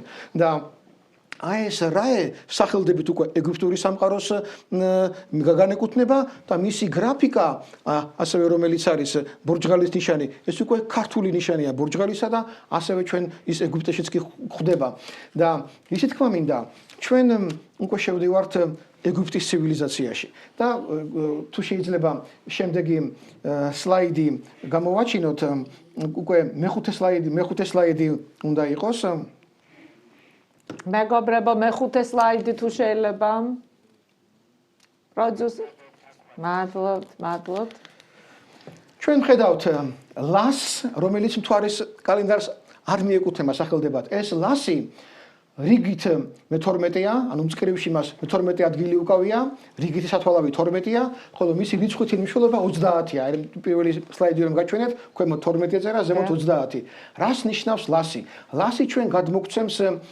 მზის კალენდარის საწყის ასონიშანს ეს არის იგივე ეგვიპტური მზის კალენდარი ეგვიპტეში კალენდარი როგორი ანგარიშებოდა ის ანგარიშებოდა მზით იყო 12 თვე 30 დღიანი ეს 360 დღე რომ გადიოდა შემდეგ წლის ბოლოს ეს წელი იწყებოდა 20 ივლისს ეგვიპტეში ემატებოდა 5 საახალწლო დღესასწაული მას ეპაგომენი ერქვა და ხდებოდა 365 დღე ოღონდ ეგვიპტელებს აკრძალული ჰქონდათ თავიანთი ფარაონებისათვის და ყველასთვის რომ აღარ დაემატებინათ 4 წელიწადში ერთხელ გაჩენილი 366 დღე დღევანდელი ჩვენი ანგარიშით 29 ფებრუარს წარმოვიდგინოთ ისინი ფიცს დებდნენ რაც მე ყვები რამაზეს ეგიდან ყვები ჩემი არაფერი არ არის რომ წარმოვიდგინოთ რომ მე ახლა რაღაცას ყვებოდე ჩემსაც თქვენ გელაპარაკებთ რამაზ პატარიზე თავისი ციგნიდან ოღონდ ჩემი ხმით ამ შემთხვევაში ეგვიპტელები ფარაონები ფიცს დებდა რომ არასოდეს არ დაუმატებდა 4 წელიწადში ერთ დღეს ზედმეტს ამიტომაც ეს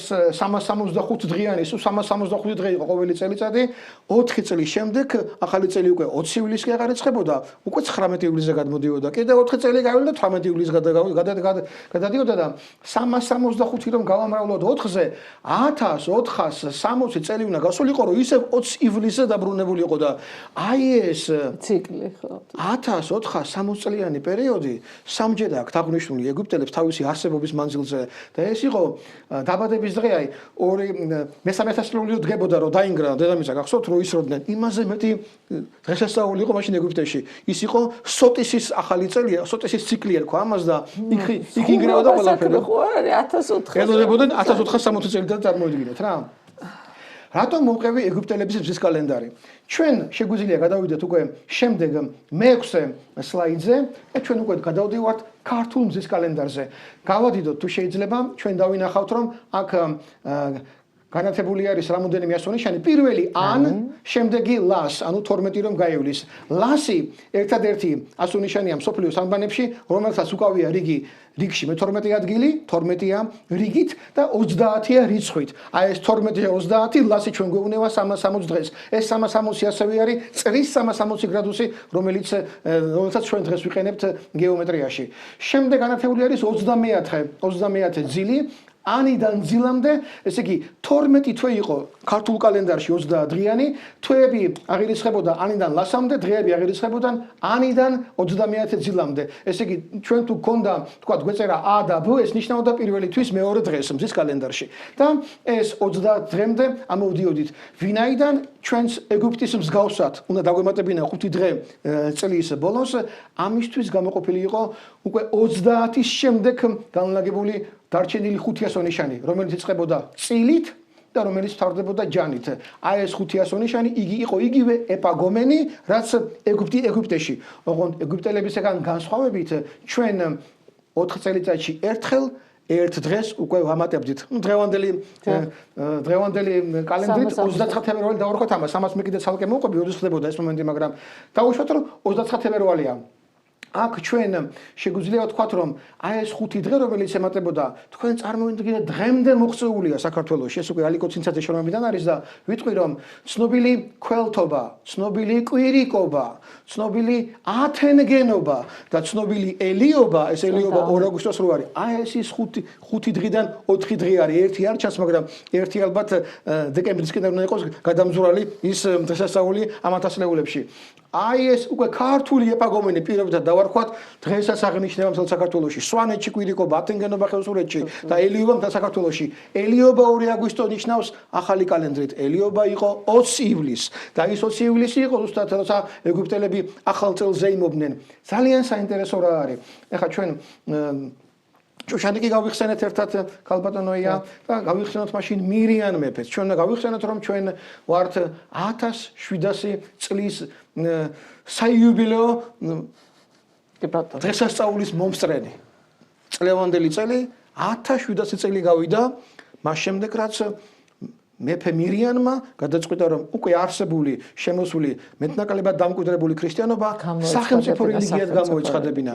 მაგრამ საოცარი ისიც რა არის, რომელ დღეს მოხდეს გადაწყვეტილებულის დაუბნელდა მას მზე თხოთის მთაზე 20 ივლისს. ეს ლეონტი მრავალს იქ 20 ივლისი უწერია. ეს უაღრესად სიმბოლურია. ეს 20 ივლისით დამთავრდა ძველი წელი, არაქრისტიანული სახელმწიფო ეპოქა დამთავრდა და 20 ივლისს დაიწყო ახალი ქრისტიანული წელი. წელში იგულისხმება 1700-იც მათ შორის რა. ის 20 ივლისს ხდება, ეს არაფერი არ არის შემთხვევით საქართველოში. ეს ჩვენ არ უნდა გამოვყოთ, რომ საქართველო მაინც და მაინც ქრისტიანული ეპოქისაა და მანამდე არ არსებობდა. მანამდე საქართველო როგორ არ არსებობდა? შუმერებიდან და აქადელებიდან ჩვენ სახელდება გვაქვს ანბანში. ანბანში სახელდება საიდან მოვიდა? შუმერების არსებობა არავინ აღარ იცოდა მე-19 საუკუნემდე, მთელი 2000 წელიწადი ეს უკვე დამარხული ცივილიზაცია იყო და აღარც ეგვიპტული არავინ აღარ იცოდა. სანამ არ აღმოაჩინეს მე-19 საუკუნეებში ეს იეროგლიფები და ლურსმული დამწერლობები. როგორ შეიძლებოდა რომ ჩვენებს გინდათ ქრისტეს ეპოქაში შუმერული მზის ღმერთის და მთვარის ღმერთის და ეგვიპტური მზის ღმერთის სახელები შემოეტანათ, ხო? თვითონ სახელდება გელაპარაკება რა ეპოქისაა და ის წელი, რაც რამაზიმ დაადგინა მასზე უფრო ადრინდელი პერიოდი დაადგინა იოანე ჯავახიშვილმა. რამაზი მე-6 საუკუნეს ამბობს 540 წელს ძველი წელთაღრიცხვით შევიდა ძალაში ქართული კალენდარი და ქართული ესომთარული ანბანი მაშინ ამოქმედდაო, მაგრამ იოანე ჯავახიშვილი ამბობს რომ მეშვიდეში შეიძლება მეროეშიც კი მიყო ძველ წელთაღრიცხვაშიო, იმიტომ რომ კაპიტალური ასონიშნები მარტო ბერძნებს და ქართველებს და ეს იმ ეპოქისა არის და არა შემდეგი ეპოქებისა. ეხლა ამას ოდახანს თავს დავანებებ და ისევ დავუბრუნდები იმავე სლაიდს, იმიტომ რომ დაგანახოთ როგორ ხდება 366 გავადიდოთ და დავანახოთ 366 დღის დამატება. აი ჩვენ ხედავთ რომ ბოლო ხაზზე წერია 360, ანუ ლას მიმატებული 5 ეპაგომენი წილიდან ჯანამდე და ამ 365 შემდეგ ემატება 1 დღე და ის 4 წელიწადში ერთხელ ხდება 366. რომელი ერთი დღე არის? 29. 29 თებერვალი? დღევანდელი გაგებთ 29 თებერვალი, მაგრამ მაგას გეტყვით რომელი დღე იყო. ეს არის ისევ წილი. წილი ერთხელ შედის ეპაგომენში როგორც ერთი დღე, იმ 5 დღიდან და ერთი წილი კიდევ ემატება 4 წელიწადში ერთხელ, რომ 366 დღეზე ავიდეს და შემდეგ სლაიდზე გადავალ თუ როდის ემატებოდა 5 ან 6 დღე წელიწადში. ჩვენ გვაქვს მე-6 ასონიშანი, რომელიც არის ვინ. ჩვენ ხედავთ ის უცნაურ გრაფიკას. მარცხენა მხარე უფრო მაღალია, ვიდრე მარჯვენა მხარე. რა ხდება თურმე? ბატონი რამაზი როგორი ხმით გვყვება ამას რომ ზაფხულის პერიოდში ჩვენი დედამიწა უფრო ნელა მოძრაობს ვიდრე ზამთრის პერიოდში. ამიტომ 22 მარტიდან ბუნიობიდან 22 სექტემბრამდე, დღეამტოლობამდე, სწორობამდე რომ გაიაროს დედამიწა მზის გარშემო, მას უფრო მეტი დღეები ჭირდება, მას ჭირდება 185 დღე. მაშინ როცა ზამთარში ეთყობა შეცვდება თუ რა იქნება, არ ვიცი, მაგრამ ხუმრობით ვამბობ ამას, რომ მოუმატებს სიჩქარეს, უკვე 180 დღეში გადის წლის მეორე ნახევარსაც 22 სექტემბრიდან 22 მარტამდე. და ეს ვინი გვეუბნება ჩვენ რას? ვინი გვეუბნება? ვინი გველაპარაკება? მე ვარ მე-6 და რიცხვით 6. ამიტომ ამ ნახევარი წლის შემდეგ დამამატეთ მე 5 დღე, ჩემ გრაფიკას გაჩვენებთ როგორიც არის, ჩემ თავზე მარცხენა მხარეს 5 დღე ჩავამატეთ, ეს რამაზის სურათს უყვები ახლა რამაზი გრაჩვენებდა, რომ სიმძიმემ 5 დღისა, ან თუ 4 წელიწადში კიდევ მე-6 დაემატება 5-6 დღისა ჩამოწიოს ეს მარცხენა მხარე და გაუსწორდეს მარჯვენას, რომ მე-7 სასწორი ზოდიაქოში შევიდეს უკვე ჩვენი კალენდარიც. რატომ ქვია ვინს ვინი? რატომ არ ქვია ვან ან ვენ? რატომ და ვ 6-ია რიცხვით, ი 10-ია რიცხვით, ν იგივე ნარ ეს არის 50 რიცხვით. მე-14 და 50-ია რიცხვით. რომ მივუმატოთ 6, 10 და 50, ეს რამაზე სიგნია ესე? ჩვენ გვაძლევს 66. სახელდების რიცხვითი მნიშვნელობა ჩვენ გვეუბნება რომ მე ვინ ვარ იმიტომ რომ ვიყო 66 რომ დავადასტურო ჩემი მე-6 ადგილზე ყოფნა და მე ერთ მხარეს რომ 6 თვე უნდა იყოს და მეორე მხარეს 6 თვე უნდა იყოს რომ აქ მე რო დაუმთავრდები ვინი ჩემ შემდეგ ჩასვით კალენდარში 5 დღე რომელიც 3 წელიწადი 5 დღე არის და მე-6 დღე უკვე მე-4 წელს როდესაც ნახევარი წელი გასულია. აი ვინ სახელდება გვეუბნება შემთხვევითი რომ არ არის, რომ ამას გააჩნია გემატრია, რასაც ქვია საერთაშორისო ტერმინოლოგიით, პირველად რამაზ პატარიძის ნაშრომებში ჩდება. ჩვენ დღეს ვამბობთ, ლაპარაკობთ ვინზე, შემდეგ დღესვე განვიხილავთ უკვე დონსაც, იქაც გემატრია, ანუ გემატრიის აღმოჩენის პირველი ნაბიჯები. და შემდეგ უკვე ალიკო თინცაძე უმაღლეს საფეხურზე აიყვანა, სიცხება, როგორც ამას ალიკო თინცაძე ბრძანებს, იწყება რამაზ პატარიძისგან და თამაშ ხენკელისგან. სხვა შორის თამაშ ხენკელი მამიდაშვილი ბიძაშვილები იყვნენ რამაზ პატარიძესთან და ის შემთხვევით არ ხდება, რაც ხდებოდა კიდევ ამ ჩვენს მეცნიერებაში. მქონდა ბედნიერება მცნობოდა. ეხლა შემიძლია რომ შემდეგ სლაიდზე კიდევ ერთი დიდი სურათი ვაჩვენო. რა ხდება დღევანდელ ჩვენს 4 წლიან ციკლში? ჩვენ ცხოვრობთ სოფლიო 4 წლიანი ციკლით, მაგრამ მაინც და მაინც ეს ჩვენი კალენდარი არ ემთხვევა ასტრონომიულ, იგივე ტროპიკულ კალენდარს. რამდენი წამით სჭირდება, რომ დედამიწა მზე შემოუაროს, იმას ჩვენი 4 წლიანი კალენდარი მაინც აღემატება 11 წუთით და 14 წამით. აი ეს 11 წუთი და 14 წამი რომ ყოველ წელს დაგროვდეს, 128 წელი უნდა გავიდეს იმისთვის რომ ზუსტად ერთი დღეღამე 24 საათი შეადგინოს. 128 წელიწადში ჩვენ კალენდარში ჩდება ზედმეტი 29 თებერვალი პირობითად იგივე ზედმეტი წილ რომელიც წინა სლაიდზე გაჩვენეს, რომელიც გროვდება და ამიტომაც გვაქვს ჩვენ ქართველებს ახალი წელი და ძველი ახალი წელი. თუ ასე გავაგრძელებთ კიდე 1500 წელი ცხოვრება, 3 ახალი წელი გვექნება, 3 გვექნება. ამიტომ 128 წელიწადში იბადება ერთი ზედმეტი დღე, იმიტომ რომ ყოველ წელს ჩვენი 4 წლიანი ციკლითაც კი 11 წუთი და 14 წამი განსხვავება ნამდვილ ასტრონომიულ კალენდართან, ანუ ტროპიკულ კალენდართან. შემდეგ სლაიდზე გადავალ და ჩვენ ავსახავთ რას? კი, მაგრამ 128 წელიწადი ჩანს რომ ჩანდეს, ხო? აი, რომელი ასონიშანი გველაპარაკება ამას? ამაში შემოდის დონი. დონეს მზის ნიშანია, რომელიც ონიდან მომდინარეობს, ონიდან. შეხედეთ რა ლამაზი გრაფიკული გამოსახულება. თავისი ჰორიზონტალური ხაზი გვიჩვენებს, რომ ის უმაღლეს წერტილშია მზე ასული, ეს მზე არის დონი რომ წარმოვიდგინოთ. მე-4-ია რიგით და მას ქვია დონ. აი რატომ ქვია თურმე მას დონ? იმიტომ რომ 4 კი ვარ რიგით და მწკრივში მე-4, მაგრამ დ ვინაიდან 4-ია, 70-ია რიცხვით აი ეკრანზე ჩანს და ν ისევ და ისევ 50-ია როგორც ვინის შემთხვევაში, 4, 70 და 50 მემაძლევს 124-ს. ანუ ერთ მხარეს 4-ია, მეორე მხარეს 124-ია.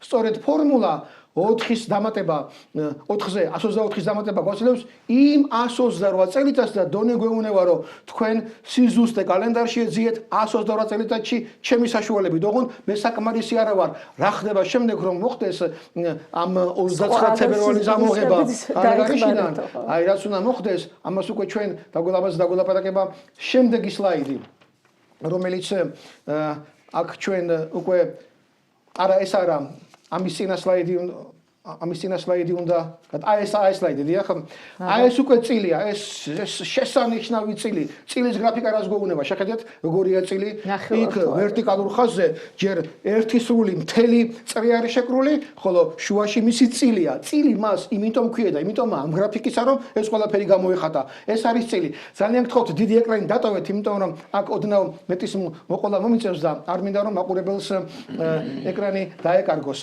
პირველ ხაზში რას გველაპარაკება ასონიშანი წილი არის 31 31 შედგება ორი ციფრისგან 3-გან და 1-ისგან 3 + 1 4-ია ესე იგი ეს 4 რომ გავამრავლოთ თვითონ თავის თავზე 31-ზე ჩვენ მივიღებთ 124 წელიწადს რასაც დონი გვეუბნებოდა წილიც ასე მუშაობს და შემდეგ წილი ვინაგან 4000-ია ფსალმუნებით და ძველი გადმოცემებითაც 1000 ვითარცა ერთი ეს იონე ზოსიმესაც მასეა 1000 ერთს უტოლდება აი ეს 4000-დან და ვინც ეს გაშიფრა მე ძალიან ადვილი ვინც ეს 4000 4-ზე ჩამოიყვანა ხედავს ფორმულას 4 გამრავლებული 31-ზე, ანუ 31 4-წლეული უნდა ავიღოთ 4-ჯერ და მას დავუმატოთ 1/4-იანი, რომელიც გვაძლევს 128 წელიწადს. წილიც იმას გველაპარაკება, რასაც დონი.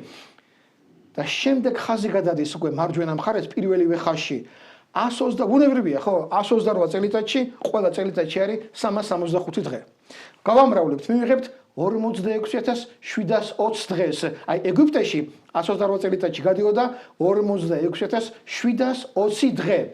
მაგრამ ვინაიდან საქართველოში აი წილის პირველი კორექციით 29 თებერვლის მაგვარი დღე ემატებოდა ჩვენ ვაჩვენეთ წინა სლაიდებში აი ის 29 თებერვალი რომ თქვა დღევანდელი თქმით აი მეორე ხაზზე რომ არის 4 უკვე მრავლდება არა 32-ზე არამედ როგორც პირველ ხაზშია ამიტომ 29 თებერვალი მხოლოდ 31 ჯერ ემატება 128 წელიწადში ის 1 32 ზედმეტი 29 თებერვალი აღარ ანგარიშება ამას გვეუბნება ჩვენ წილი და 46720 რომ დავამატებთ 31 29 თებერვალს წილი 31 ამიტომ არის 31 მეორდება პირველ კორექციაში მეორე კორექცია 3ჯერ 4ჯერ მონაწილეობს წილი ამ კალენდარის გაანგარიშებაში და ეს ყველაზე მნიშვნელოვანი ასონიშანია მზის კალენდარის ანგარიში ჩვენ ვიღებთ ქართული მზის კალენდარს 128 წლიან ციკლს მზის ციკლს რომელიც აღმოაჩინა რამას პატარიძემ რაც აღმოაჩინა ეს არის 46751 დღე ეს დღეების რაოდენობა ძალიან დიდი მნიშვნელობისა არის და ამაზე შემდეგ სლაიდებში მოგახსენებთ ოღონდ ცოტა ხნის შემდეგ და ეხლა მე უკვე გავჩერდები და გთხოვთ დაიმახსოვროთ 46751 დღე ეს არის ქართული მზის ციკლის 128 წლიანი პერიოდი აი ეს გაანგარიშება თელმა დანარჩენმა მსოფლიომ შეძლო მხოლოდ მე-19 საუკუნეში გერმანელი ასტრონომის იოჰან მედლერის საშუალებით. ჩვენ გვაქვს ერთ წამზე ნაკლები სიზუსტით გაანგარიშებული ასტრონომიული კალენდარი.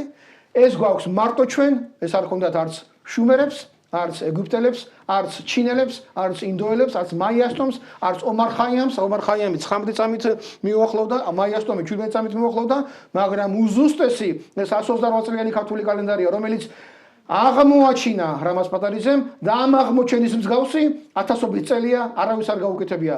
ის რაც ადამიანის ხელმა დაწერა, ეს არის ქართული სამთავრობო ანბანი, ის რაც ადამიანის ხელმა შექმნა და იყო დაზინებული, ის რამას პატარიძემ ამოხსნა.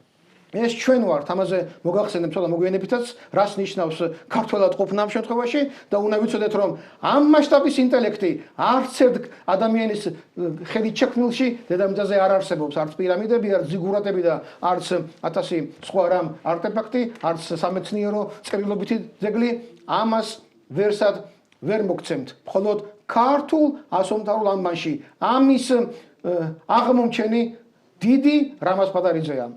და მე მიშვილთან გადავალ ესტაფეტას. ბატონ დავით, არ შემიძლია რომ აღფრთოვანებული არ ვიყო ისე როგორც ჩვენი ტელემაყურებელი, მე არ ვარ დარწმუნებული რომ თითოეული მათგანი ახლა უზუსტესად მოყვათ ლოგიკაში, მაგრამ თვითონ ეს გრძნობა აღფრთოვანების რომ ჩვენ ვართ ასეთი ხელთუქმნელი ანბანის პატრონები და მეორე უშველებელი გენიოსი ადამიანი, რომელმაც ეს ჩვენ წინაპრების ანდერძი გაშიფრა. ეს ხო მარტივი ამბავი არ არის. როგორ გენიოსი იყო ის, ვინც შექმნა და როგორ გენიოსი იყო ის, ვინც გაშიფრა რა. წარმოვიდგინეთ. კარგით და გადავედით ახლა ჩვენს ისევ ყოფით დეტალებზე ადამიანმა, რომელმაც აი ეს ცოდნა თავის თავში ატარა, კიდევ უწევს უზარმაზარ ბიუროკრატიულ მანქანასთან შეჯახება და ამის მტკიცება, ხო? ძალიან ძნელია ალბათ იყო ამხელა მეცნიერი და გიწევდეს ისეთ ადამიანებთან ურთიერთობა, რომელსაც რაღაცა ნომენკლატურა აქვს, დანიშნულია ის იმის მოსწავლეა, ამის მოსწავლეა. მოკლედ შეიძლება გაგიჟდე, თან უნდა იმუშაო და თან კიდევ უნდა რაღაცნაირად გარღვევის გზები, როგორ უნდა გაარღვიო ეს შენი ცოდნა, როგორ უნდა დაამტკიცო. მე მგონია რომ აი საბჭოთა კავშირი სწორედ ამიტომაც დაინგრა რომ ასეთი ბიუროკრატიული მექანიზმი არ შეიძლება ერის სახელმწიფოს კონდეს არა აი როგორ ფიქრობ თქვენ როგორი იყო მე ურთიერთობა ბატონი რამაზისა თქვა თან ბიუროკრატულ მანქანასთან და მით უმეტეს ბატონი რამაზი შეესწრო ხო რომ საბჭოთა კავშირი დაიშალა ამის შემდეგ მოვიდა დამოუკიდებელ საქართველოს იყო ბნელი და უკუნი იყო ვისეცალა მეცნიერებისთვის და მუზეებისთვის როდესაც ქვეყანა ინგრეოდა და კაცშვილმა არიცოდა დავრჩებოდა ჩვენ ზარდ ქვეყანა თუ არ დავრჩებოდით როგორ მუშაობდა ამ წლებში ნუ რამაზ ამბობდა ხოლმე მე ხელნაწერთა ინსტიტუტიდან გამომაგდესო. ეხლა რატო ამბობდა ამას? თლად ასე არ შეიძლებოდა თქმა, მაგრამ შეუქმნეს პირობები იმისა, როგორც კი საპენსიო ასაკი დაუდგა, ალბათ აგრძნობინეს, რომ დროა წახვიდეოდა და წამოვიდა. ეს რომელი წელია დაახლოებით? აი 80-იანი წლების ბოლოს რა. ნუ ინგრევა საბჭოთა კავშირი 87-ში 1987-ში გახდა 60 წლის ესე გამოდის ხო? პაიტიკაზე მოვიშორეთ თავი და პენსიის ასაკთან ერთად. ისტორიის ინსტიტუტიდან. ნუ არ შედგა მისი ურთიერთობა მეცნიერებათა აკადემიასთან და რა ეკნა. ეხლა აგრძელებდა ის მუშაობას 68 წლიდან 1980 წლამდე გავიდა 12 წელი და გამოიცა ქართული ასომთავრული ეს წიგნი დღეს მოვიტანე, იმიტომ რომ ესეც ჩემთვის ძალიან ძვირფასია. რამაზის წარწერით არის მაჩუკა მე და წერია ბადრი პატარიძეს გახსოვდეს ვისი გორისა ხარ. რამაზ პატარიძე. წიგნი და თარიღია მითითებული 1980-26 მე-6. აი 26-ში ეს იმ ეგზემპლარებიდანაა ეს წიგნი, აი ავტორს წინასწარ რომ აძლევენ ხოლმე. ჯერ სასიგნალო ეგზემპლარებია და სასაჩუქრეთ რომ აძლევენ. ესე იგი ჯერ წიგნი გასული არ არის გაყიდვაში და აი არ მახსოვს 200 თუ 300 წიგნი მიცეს და იქიდან რამდენიმე ცალი ერთი წარწერით თქმა უნდა მე შემხვდა. ეხლა მანამდე იბეჭდებოდა ჟურნალ მნათობში. რამაც აქაც გაუმართლა. რომ არ ყოფილიყო ჟურნალ მნათობის რედაქტორი მაშინ ბატონი არჩილ სულაკაური არც მნათობში დაიბეჭდებოდა რამაზ პატარიძე, ან შეიძლება ვინმეს დაებეჭდა, მაგრამ ყოველ შემთხვევაში გაუმართლა იმით, რომ მისი მეგობარი სტუდენტობის და მთელი ახალგაზრდობის არჩილ სულაკაური რედაქტორობს იმ წლებში მნათობს. რამაზ პატარიძე რედკოლეგიაშია და მისი ქართული ასომთავრული ნომრიდან ნომერში იბეჭდება და ხელიდან ხელში გადადის. აღარ მახსოვს 78-ში თუ 79-ში არჩილ სულაკაური დაინიშნა გამომცემლობა ნაკადულის რედაქტორად. ნაკადული საბავშვო ლიტერატურის გამომცემლობა იყო, მაგრამ გამომცემლობა. შედარებით ნაკლები ცენზურის მოდის. საერთოდ ხო, შედარებით ნაკლები ახლა საბავშვო ლიტერატურას რა ცენზურა უნდა და ლექსები რაღაცა მოთხრობები. ნაკლებად აქცევდა ყურადღებას. ერთხელაც მე კარგად მახსოვს ეს მომენტი, არჩილ სულაკაურმა დაურეკა რამას და უთხრა სასწრაფოდ გამზადე და მომიტანე შენი ქართული ასომთავრული უნდა დავბეჭდო წიგნად და აი ნაკადულის მიერ არის რამაზი სულამობდა ხოლმე აი ნაკადული აწერიაო და ნაკადული საბავშვო ის არისო და იქო ცენზურა რომ არ იყოვო იმიტომ გავიდაო თორემ მე ეს წიგნი არ დაიბეჭდებოდაო ასე გაუმართლა ამ წიგნს და ზოგადად ქართულ კითხვებს. ხო. მე თავად არჩილი ძალიან ამაყობდა, ამიტომ მე შემსწრე ვარ იმის თავად არჩილს უთქვავს, რომ რა კარგი ვქენითო, რომ ეს ციგნი დავბეჭდეთო, ჩვენ აღარ ვიქნებით, მაგრამ ეს დარჩებაო, აი ასეთი ამბავი მოხდა და ასე დასრულდა ქართული ასომთავრულის დაბეჭდის ციგნის დაბეჭდის ისტორია. მე მინდა გკითხოთ, ვიცი რომ საქართველოს კათოლიკოს პატრიარქი ძალიან იყო დაინტერესებული ბატონი რამაზის ნამუშევრებით. თუ ქონდათ შეხვედრა მათ და როგორი იყო მათი ურთიერთობა, თუ გახსოვთ ეს თქო? შეხვედრა ერთხელ შედგა, თუ არ ვცდები, მე არ დავსრები ვარ ამ შეხვედრას, რაც ვიცი მე მხოლოდ იმას ვიტყვი, რომ კათოლიკოს პატრიარქმა მოითხოვა მისი ნაწარმოებისა ყველაფრის გაეცნო, მე რამასთან მოვიდნენ და უთხრეს, რომ ძალიან შეწუხებულია კათოლიკოს პატრიარქი იმით, რომ აქამდე არ იცოდა ამდენი რამ თქვენ შესახებო. და მე სიცოცხლის ბოლომდე ამას ეხმარებოდა ეკლესია, საპატრიარქო და ყველანაირად ეხმარებოდნენ აბსოლუტურად. ეს იყო დამსახურება, რა თქმა უნდა, კათოლიკოს პატრიარქის. დიდი მადლობა ბატონ დავით, განვაგრძოთ ჩვენ არაჩვეულებრივი სამეცნიერო ნაღვაწეს ბატონი რამაზისი გაცნობა, რაღაცა ცოტა პოპულარულ ენაზე, შეიძლება ყველაფერი ვერ გაიგოს ჩვენმა ტელემაყურებელმა, მაგრამ დიდი სიამოვნებით და აღფრთოვანებით გისმენთ. მე-20 საუკუნეში რამაზ პატარიძემ აღმოაჩინა, რომ ქართული ასომთავრული ანბანი აერთიანებს შუა მდინარეთის და ნილოსის ხეობების ორ პირველ ცივილიზაციას, მათ ცოდნას.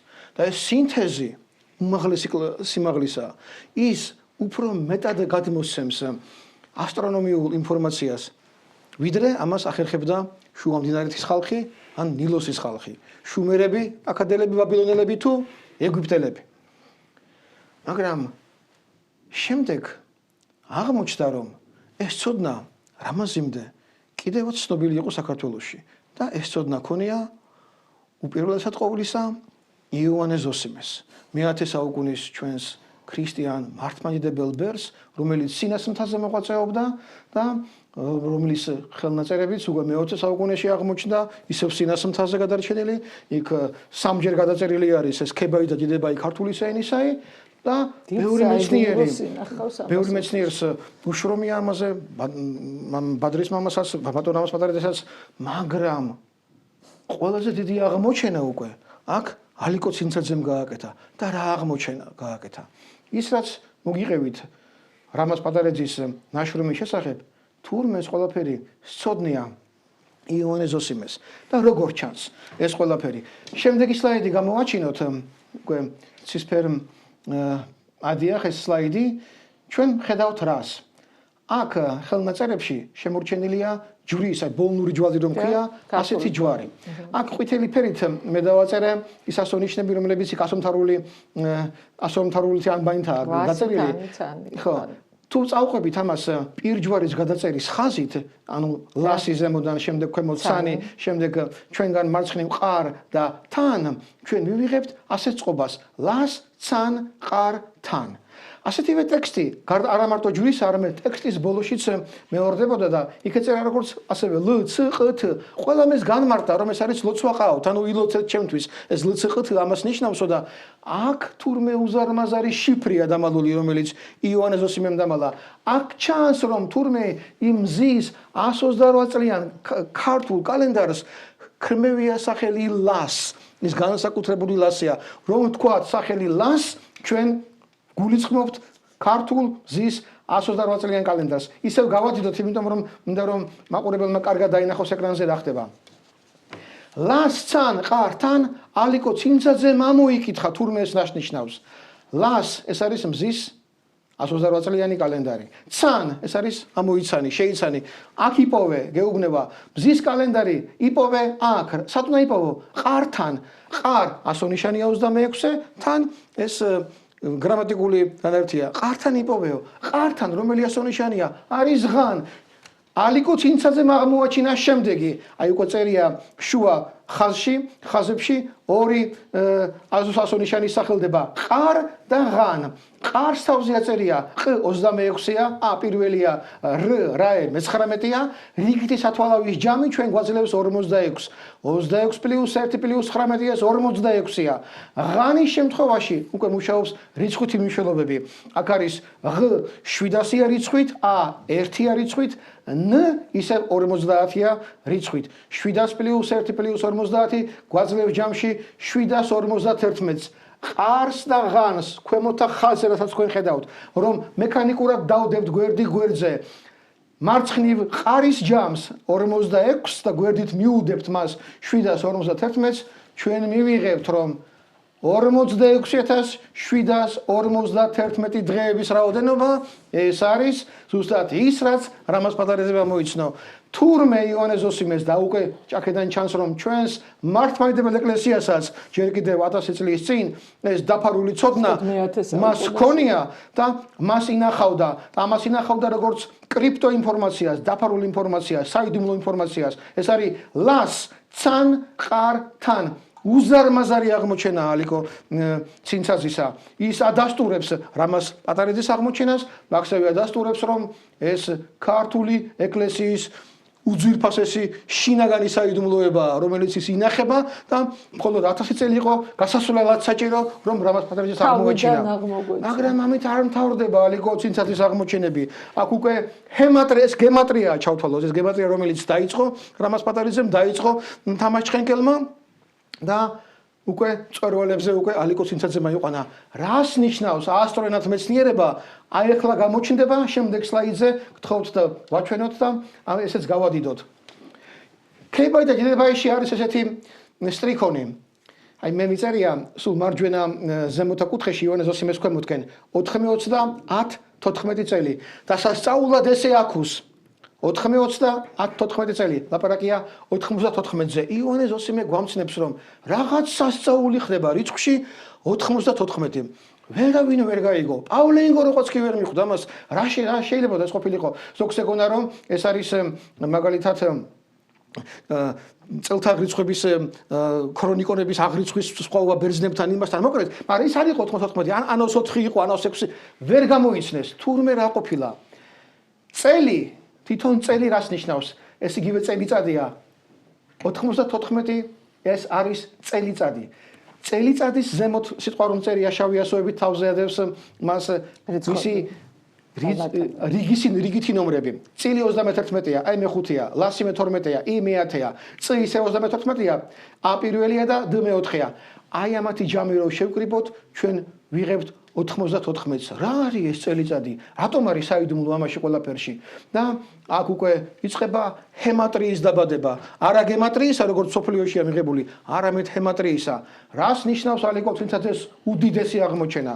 რომ თურმე რაც აღმოაჩინა რამას პატარიძემ, რაც შემდეგ უკვე მას ალიკო ცინცაძეს აღმოჩენაც მიყვა, ის ეკლესიაში ცნობილი იყო. ის საიდუმლოდ საცუდად ინახებოდა. ეს ტექსტი ქრისტიანული ტექსტია, წინასწარმეტყველა. მასთან ვარ ჩვენ მარტო არა, იქ მართა და მარიამი მოიხსენება, იქ მოიხსენება ქრისტიანული საიდუმლოებები, რომელიც უნდა ახსრულდეს, არა მარტო ენა უნდა აღდგეს დაძინებული, არამედ იქ ქრისტიანული ეპოქაა მომავალში განჭვრეტილი. წავიდეთ ახლა წელიწადის მათემატიკით. 6 მათემატიკური ოპერაცია უნდა გავიაროთ. იწყება შუიდან, ლასიდან. ლას როგორც ნახეთ სახელია 128 წლიანი კალენდარისა. ლას ქვემოდან აქვეწერია 30 რიცხვით, 12-30 ჩამოდის ხაზით ქვემოთკენ. პირველი ოპერაცია 12-30 360-ია. მეორე ოპერაცია ლასიდან მარცხნივ ეს არის ე. ხუთიანი. მეორე ოპერაცია ჩამოვიდა ქვემოთკენ 360. პირველ ტოლობას დაემატება ხუთიანი, მივიღებთ 365-ს. ელ თურმე აღნიშნავს წლის დღეების რაოდენობას ეგვიპტეში რომელიც იყო. ესე იგი ელ სემიტურ სამყაროში, ძველ ცივილიზაციებში, დღევანდელ არაბულ, ებრაულ სამყაროში ელი ღმერთია, კაცო. ეს ელი ღმერთია და ელ მხოლოდ ქართული ანბანით, ესეთი რამ სხვაგან არ სარახვდება მე5 და 12-30 ედალ მარტო საქართველოშია. ამას ვერც ერთი ენა და ვერც ერთი ანბანი სხვა ენებში ვერ განმარტავს. ელ 365-ობა ნიშნავს მუდმივობას, უკვდაობას. სანამ წელიწადი 365 დღიანია, ის მუდმივია და მუდმივია. ანუ ქართველებმა იმათ ცოდნაზე დამყარებული ინფორმაციით ღმაცავე ღმერთს სახელად ელით შემოინახეს. ოღონდ ელი ციფრებში აქ განმარტებული, რომ დაიწყეს ალიკო თითაძეს ვითომ თავიჩქუაში ასტრონავტ მეცნიერება სახედავთ აქ უცხოპლანეტელებს რაშუაში აქ უცხოპლანეტელები ასტრონავტ მეცნიერება ამას ნიშნავს, რასაც ახლა მე თქვენ გითხრობთ. მაგრამ ეს არაა მთავარი. L და E 365 ეს ეგვიპტური კალენდარული სისტემაა. მესამე ოპერაცია მივდივართ E-დან ისევ მარცხნივ. წილი. ეს არის წელი. სიტყვა წელი. ჩვენ ქართველებს რომ გვაქვს წელი ხო არის? წელი ბატონო. გავადიდოთ რა ეს სამშელოვანია რომ გავყვეთ ყველა ოპერაციას. წელი აღმოჩნდა რომ ის 4 წლეულია, ჩაყევით მესამე ხაზს წელიდან და თქვენ დაინახავთ 365 მრავლდება 3-იანზე, წელის 31-ის პირველი ციფრია, შემდეგ ემატება მას 366, რომელიც მრავლდება 1-ზე და უკვე ვიღებთ არა 1460, არამედ 1461 დღეს 4 წლეულში. ჩვენ რომ ცხოვრობს და გვაქვს 29 თებერვალი, ჩვენი 4 წლეულის დღეების რაოდენობა 1461 დღე არის. ესე იგი 4 წელიწადში ეს 3 L, E და C იგივე წელი ქართულად გვაძლევს ჰემატრიით ჩვენი დღევანდელი მსოფლიოს 4 წლეულის აღრიცხვას ასტრონომიულად. მაგრამ ამით არ მთავრდება ყველაფერი. ჰემატრიაში ასეა, რომ სიტყვის ბოლოს, რომელიც ით მთავრდება, წელი I აღარ ანგარიშება, I არის ბრუნვის ნიშანი. ამიტომ ეს ანგარიში ხდება წერფელობითიდან. ხო, წელიდან ხდება ანგარიში. ამ შემთხვევაში I მეათე არ შემოდის კალენდარის ანგარიში, ის 94-ში შედის მხოლოდ და მხოლოდ. მაგრამ ახან წელი არის წელ და 4 წლეული მოგცა. ის ამ შემთხვევაში აღარ ვიყენებთ. გადავდივართ მეოთხე ოპერაციაზე. ეს უკვე არის წელის შემდეგი წელი.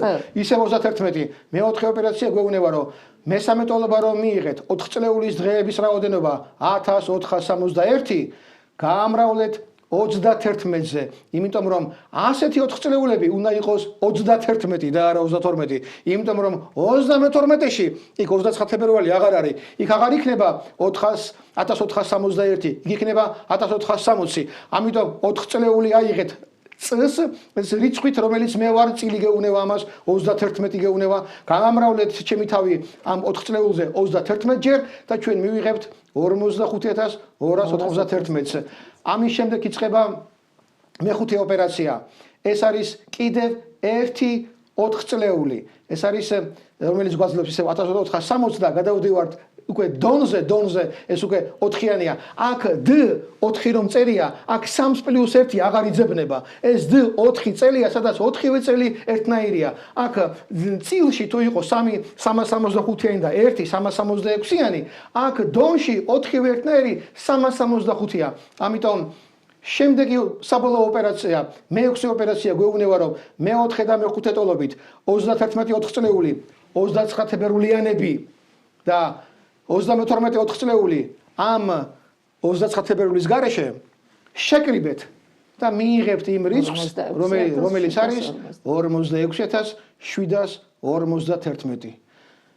ასტრო ენათ მეცნიერება თქვენ გეუბნებათ, რომ ქართული სიტყვები ასობით და ათასობით, უпростоრად ქართველური სიტყვები, მეგრული, სვანური და ქართული, მათი ასობით და ათასობით სიტყვა თანაბარი ძალით, არ გვეგონოს რომ ქართული მეტია, მეგრული მეტია, სვანური ნაკლებია მეტია, თანაბარი ძალით იყენებს ამ მეთოდს, რომელსაც ეძინა ათასობით წელიწადია და ჩვენ ახლა მოვიყვანეთ პირველი მაგალითი სიტყვა წელი და უკვე წელიწადიც ჩვენ გვეუბნება საოცარ ინფორმაციას ასტრონომიულს. ეს არის ასტროენათ მეცნიერების შედევრი, რომელიც იოანე ზოსიმემ 1000 წლის წინ დატოვა როგორც სასწაულად გვაქვსო 94 წელიო.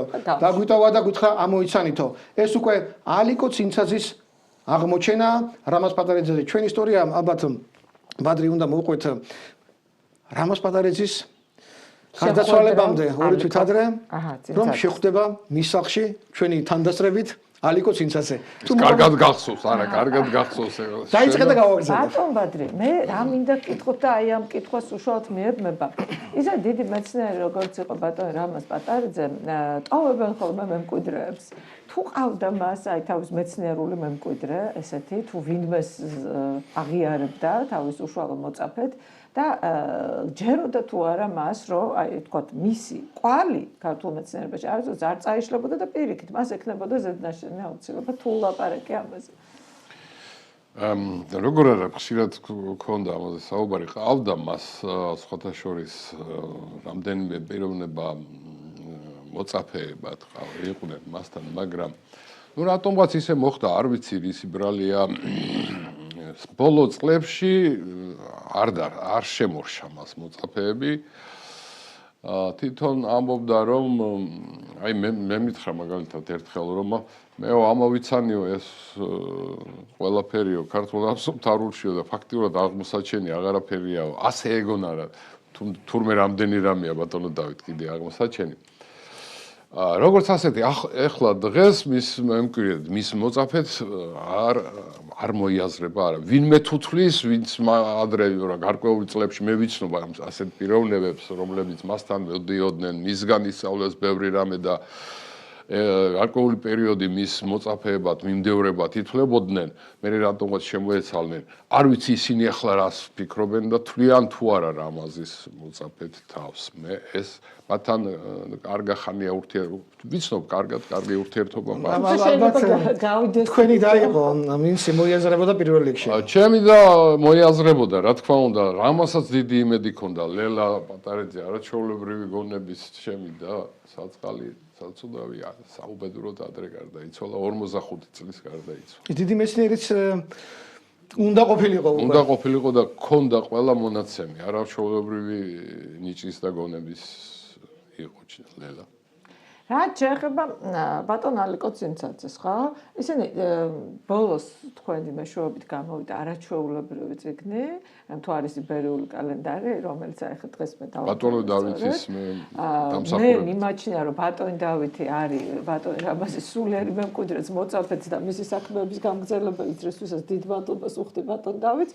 როგორ იყო ამ ორი ადამიანის შეხვედრა ორი დიდი მეცნიერის რომლებიც სხვადასხვა გზით მაგრამ თითქმის ერთ და იგივე დასკვნამდე მივიდნენ რა დასკვნა როგორ არის იცით მთავარი აღმოჩენა რამაზის აღმოჩენა ამას ბატონი ალიკო ამბობს პირდაპირ რომ ყოფილიყო რამაზის აღმოჩენა ის შეიძლება ვერც კი მისულიყო ქართულ ჰემატრიამდე რამაზის აღმოჩენა ეს არის საყრდენი წერტილი რომელიც დედამიწას კი არა ცივილიზაციას ამოატრიალებს და ეს უკვე ნელ-ნელა ხდება გაგრძელება სამეცნიერო უზარმაზარი არის და ხედავთ რომ რამოდენიმე დიდი მეცნიერი ამას აკეთებს კიდეც მათ შორის რა თქმა უნდა ერთ-ერთი პირველი ალიკო ცინცაძეა რამაზ პატარიძე ბრძანა ბატონმა ბადრიმ იყო უაღრესად თბილი და ღია ადამიანი ურთიერთობებში თუმცა მაგრამ ცეცხლიდან მოხვილი თუკი საკითხები შეეხებოდა ქართულ ანბანს და ქართულ ენას იქ ნებისმიერი მცდელობა სხვადასხვა მეცნიერებისაგან მცდა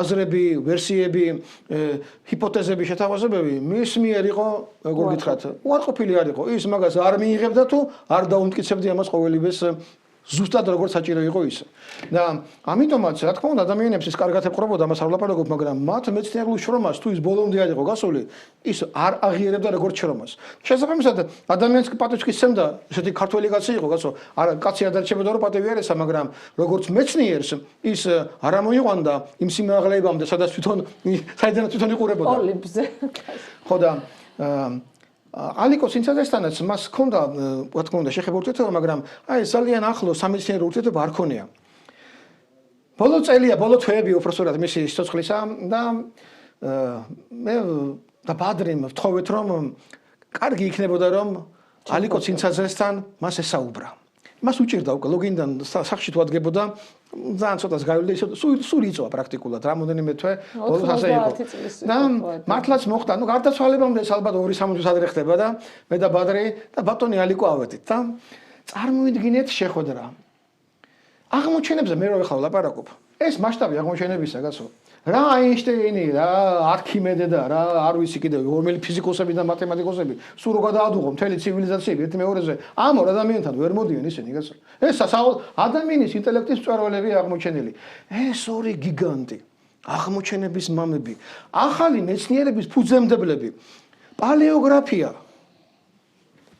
რამაზ პატარიძის შემდეგ ის აღარ არის ძველებული პალეოგრაფია ის ახალი ანბანმცოდნეობაა ენათმეცნიერება ლინგვისტიკა, მით უმეტეს ასტროლინგვისტიკა, რომელიც აქამდე მსოფლიოში არსებობდა, ის დღევანდელი ასტროენათ მეცნიერება აღარაა ის, რომელიც ადრე იყო. ის სხვა ხარისხობრივი სიმაღლეარი და ეს ორი კაცი რამაზი წევს.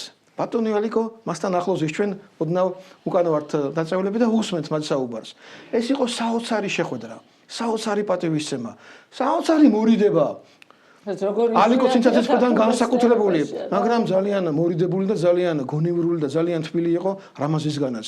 ის 2-3 თვეში აღარ იქნება უკვე. წარმოიდგინეთ, ვინ მიდის, რა ადამიანი ტოვებს საქართველოს და ამ შეხვედრაში გარდა ყველაფრის ახლა მათი საუბრეს, მათ მოილაპარაკეს, რომ ეუბნეო ბატონი ალიკო, ბატონო რამაზო, მე ასე წარმომიდგენიაო, რომ ერთი წიგნი გამოიცესო ცენტრალური ადგილები თქვენი წიგნიდან, უკვე თქვენი სახელი და თქვენი ავტორობით შევიდეს ერთ წიგნში, პირველად რა თქმა უნდა, ის პირველი ნახევარი იქნება წიგნისა და მეორე, ანუ ავტორები კი არ ერთიანდებოდნენ, ავტორი რამაზი იყო თავის ნაწილში და ავტორი ერთი წიგნი ორი ავტორი. ხო, ორი ავტორით რა.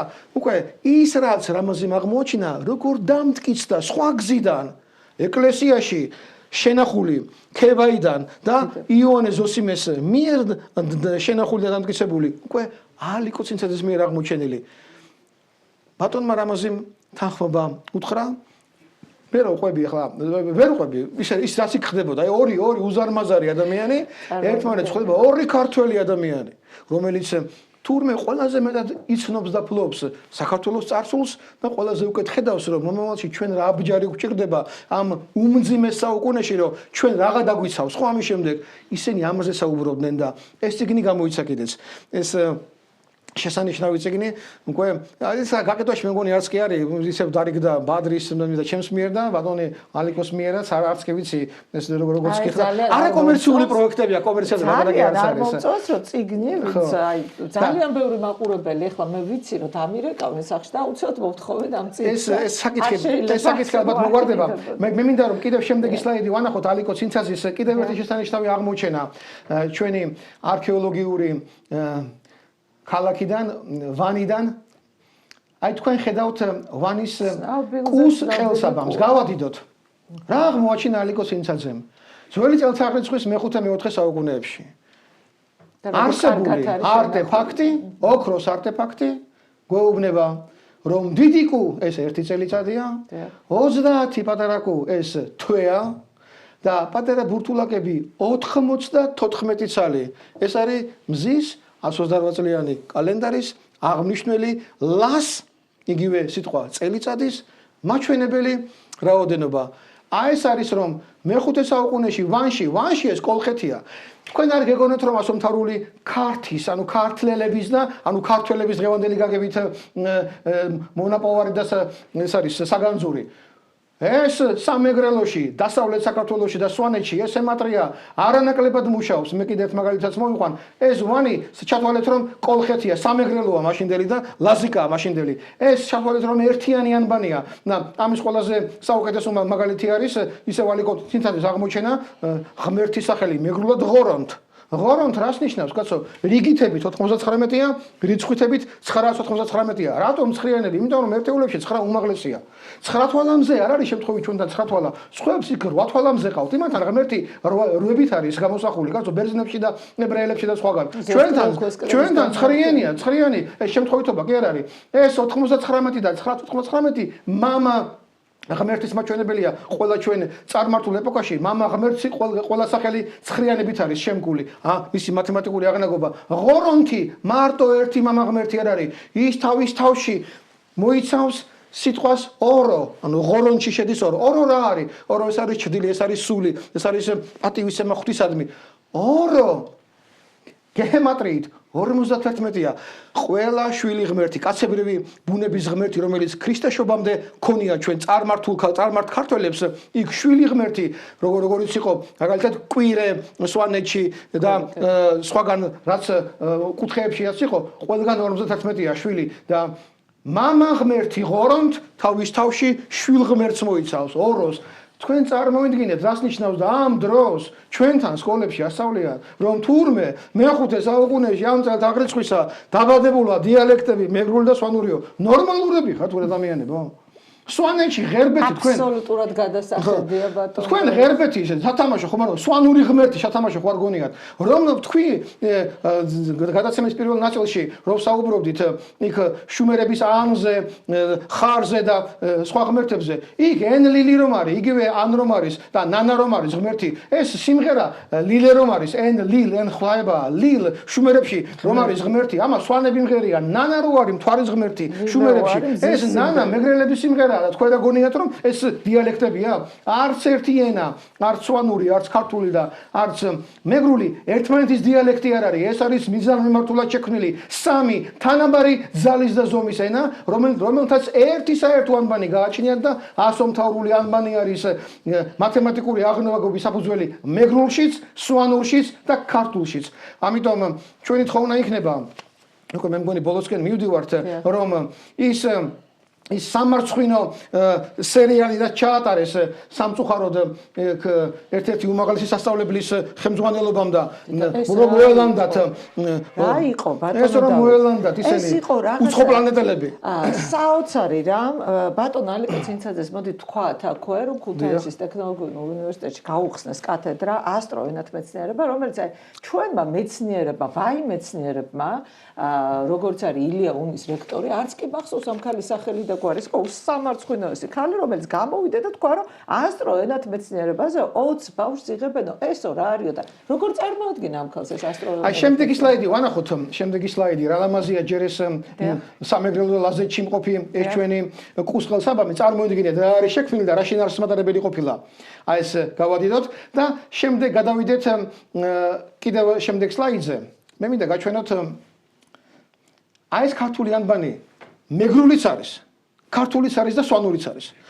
აქ ხდება ასე კიდევ შემდეგი ის ვაჩვენოთ თუ შეიძლება აი ეს არის 100 წლის წინ გადაღებული სურათი ფუძემდებლები ქართული ნაცმეცნიერებისა გიორგი ახვლედიანი აკაკი შანიძე დიდი კორნელი კეკელიძე აქ არის არნოლდ ჩიკობავა აქ არის ვარლამ თოფური აქ არის სიმონ ჯანაშია ჩვენი მეცნიერების ვარსკვლავები ვინც არიან 20 საუკუნეში აი ეს ხალხი მაშინ არიან ახალგაზრდა ლექტორები და სტუდენტები სწორედ ასეთი ლექტორი უნდა ყოფილიყო ალიკო ცინცაძე ქუთაისის უნივერსიტეტში და ასეთი ახალგაზრდები 20 ადამიანი უნდა მიიღო რომლებიც გახდებოდნენ 21 საუკუნის ვარსკვლავები ასტროენათმეცნიერებაში რომელიც საზოგადოების კი არა მარტო არამედ მსოფლიო მასშტაბის ცივილიზაციის ისტორიასაც შეცვლის ასე რომ ჩვენი იმედია რომ უკან დააბრუნებს თავის სიტყვას ილია უნიც და ასევე აღადგენს იმ 20 ბავშვის მიღების ფაკულტეტსაც ქუთაისის საერთაშორისო უნივერსიტეტი თავის დაზიანებას თავი დაანებონ უმაღლესმა სასწავლებლებმა ჩემი თხოვნა იქნება მგონი რომ საქართველოს დროა თავის კულტურულ ფესვებს დაუბრუნდეთ ბატონ დავით ჩვენი გადაცემა დასასრულს უახლოვდება ჩვენი ინტერაქტივი უნდა შევაფასოთ აუცილებლად ვინ შეიძლება ეწინააღმდეგებოდეს ქართული სამეცნიერო მიღწევების წარმოჩინებას ასეთი იყო დღევანდელი ჩვენი ინტერაქტივის თემა პირველი იყო რუსეთი რომელზეც ძალიან ცოტა მაჩვენებელი აქვს თუ არ ვცდები მიჭირს პასუხის გაცემა არის თითქმის რაღაცა 1% არავის არ გაჭირვებია ამ პასუხის მიღება და დასავლეთიო ამბობენ აი ეს არის ყველაზე მეტი თუ არ ვცდები 95 თუ 90% თulis რომ აი დასავლეთი უშლის ამას ხელს ძალიან დიდი მადლობა ჩვენს მაყურებელს მე მინდა რომ აქვე დავაანონსო ბატონი რამაზ პატარიძე დაასრულებს დღევანდელ ჩვენს გადაცემას 90 წლის რამაზ პატარიძე ეს არის 6 წუთიანი ფილმი მე ასე გემშვიდობებით თქვენ ხვალამდე და ხვალაც დავაანონსებ ბატონი მალხაზ გულაშვილი ირაკლი გოლგავასთან ერთად იქნება 12 საათზე ხოლო 7 საათზე მე დაგიბრუნდებით კვლავ პოლიტიკური მიმოხილვით ნიკოლოზ ონიკაძე ამერიკიდან ნოდარ კაპანაძე და ზაალ უხუტაშვილი იქნება ხვალინდელი ჩვენი გადაცემის სტუმრები 7 საათზე ასე გემშვიდობებით უღრმეს მადლობას ვუხდი ბატონ რამაზ პატარიძის შვილს ბატონ ბადრი პატარიძეს და ჩემს უცვლელ სტუმარს ბატონ დავით გალეგაშვილს რომელთან ერთადაც 4 შაბათობით გაქვთ მეცნიერება შეხვედრისა და ვეფხისტყაოსანზე საუბრისა კარგად ვზანდებოდეთ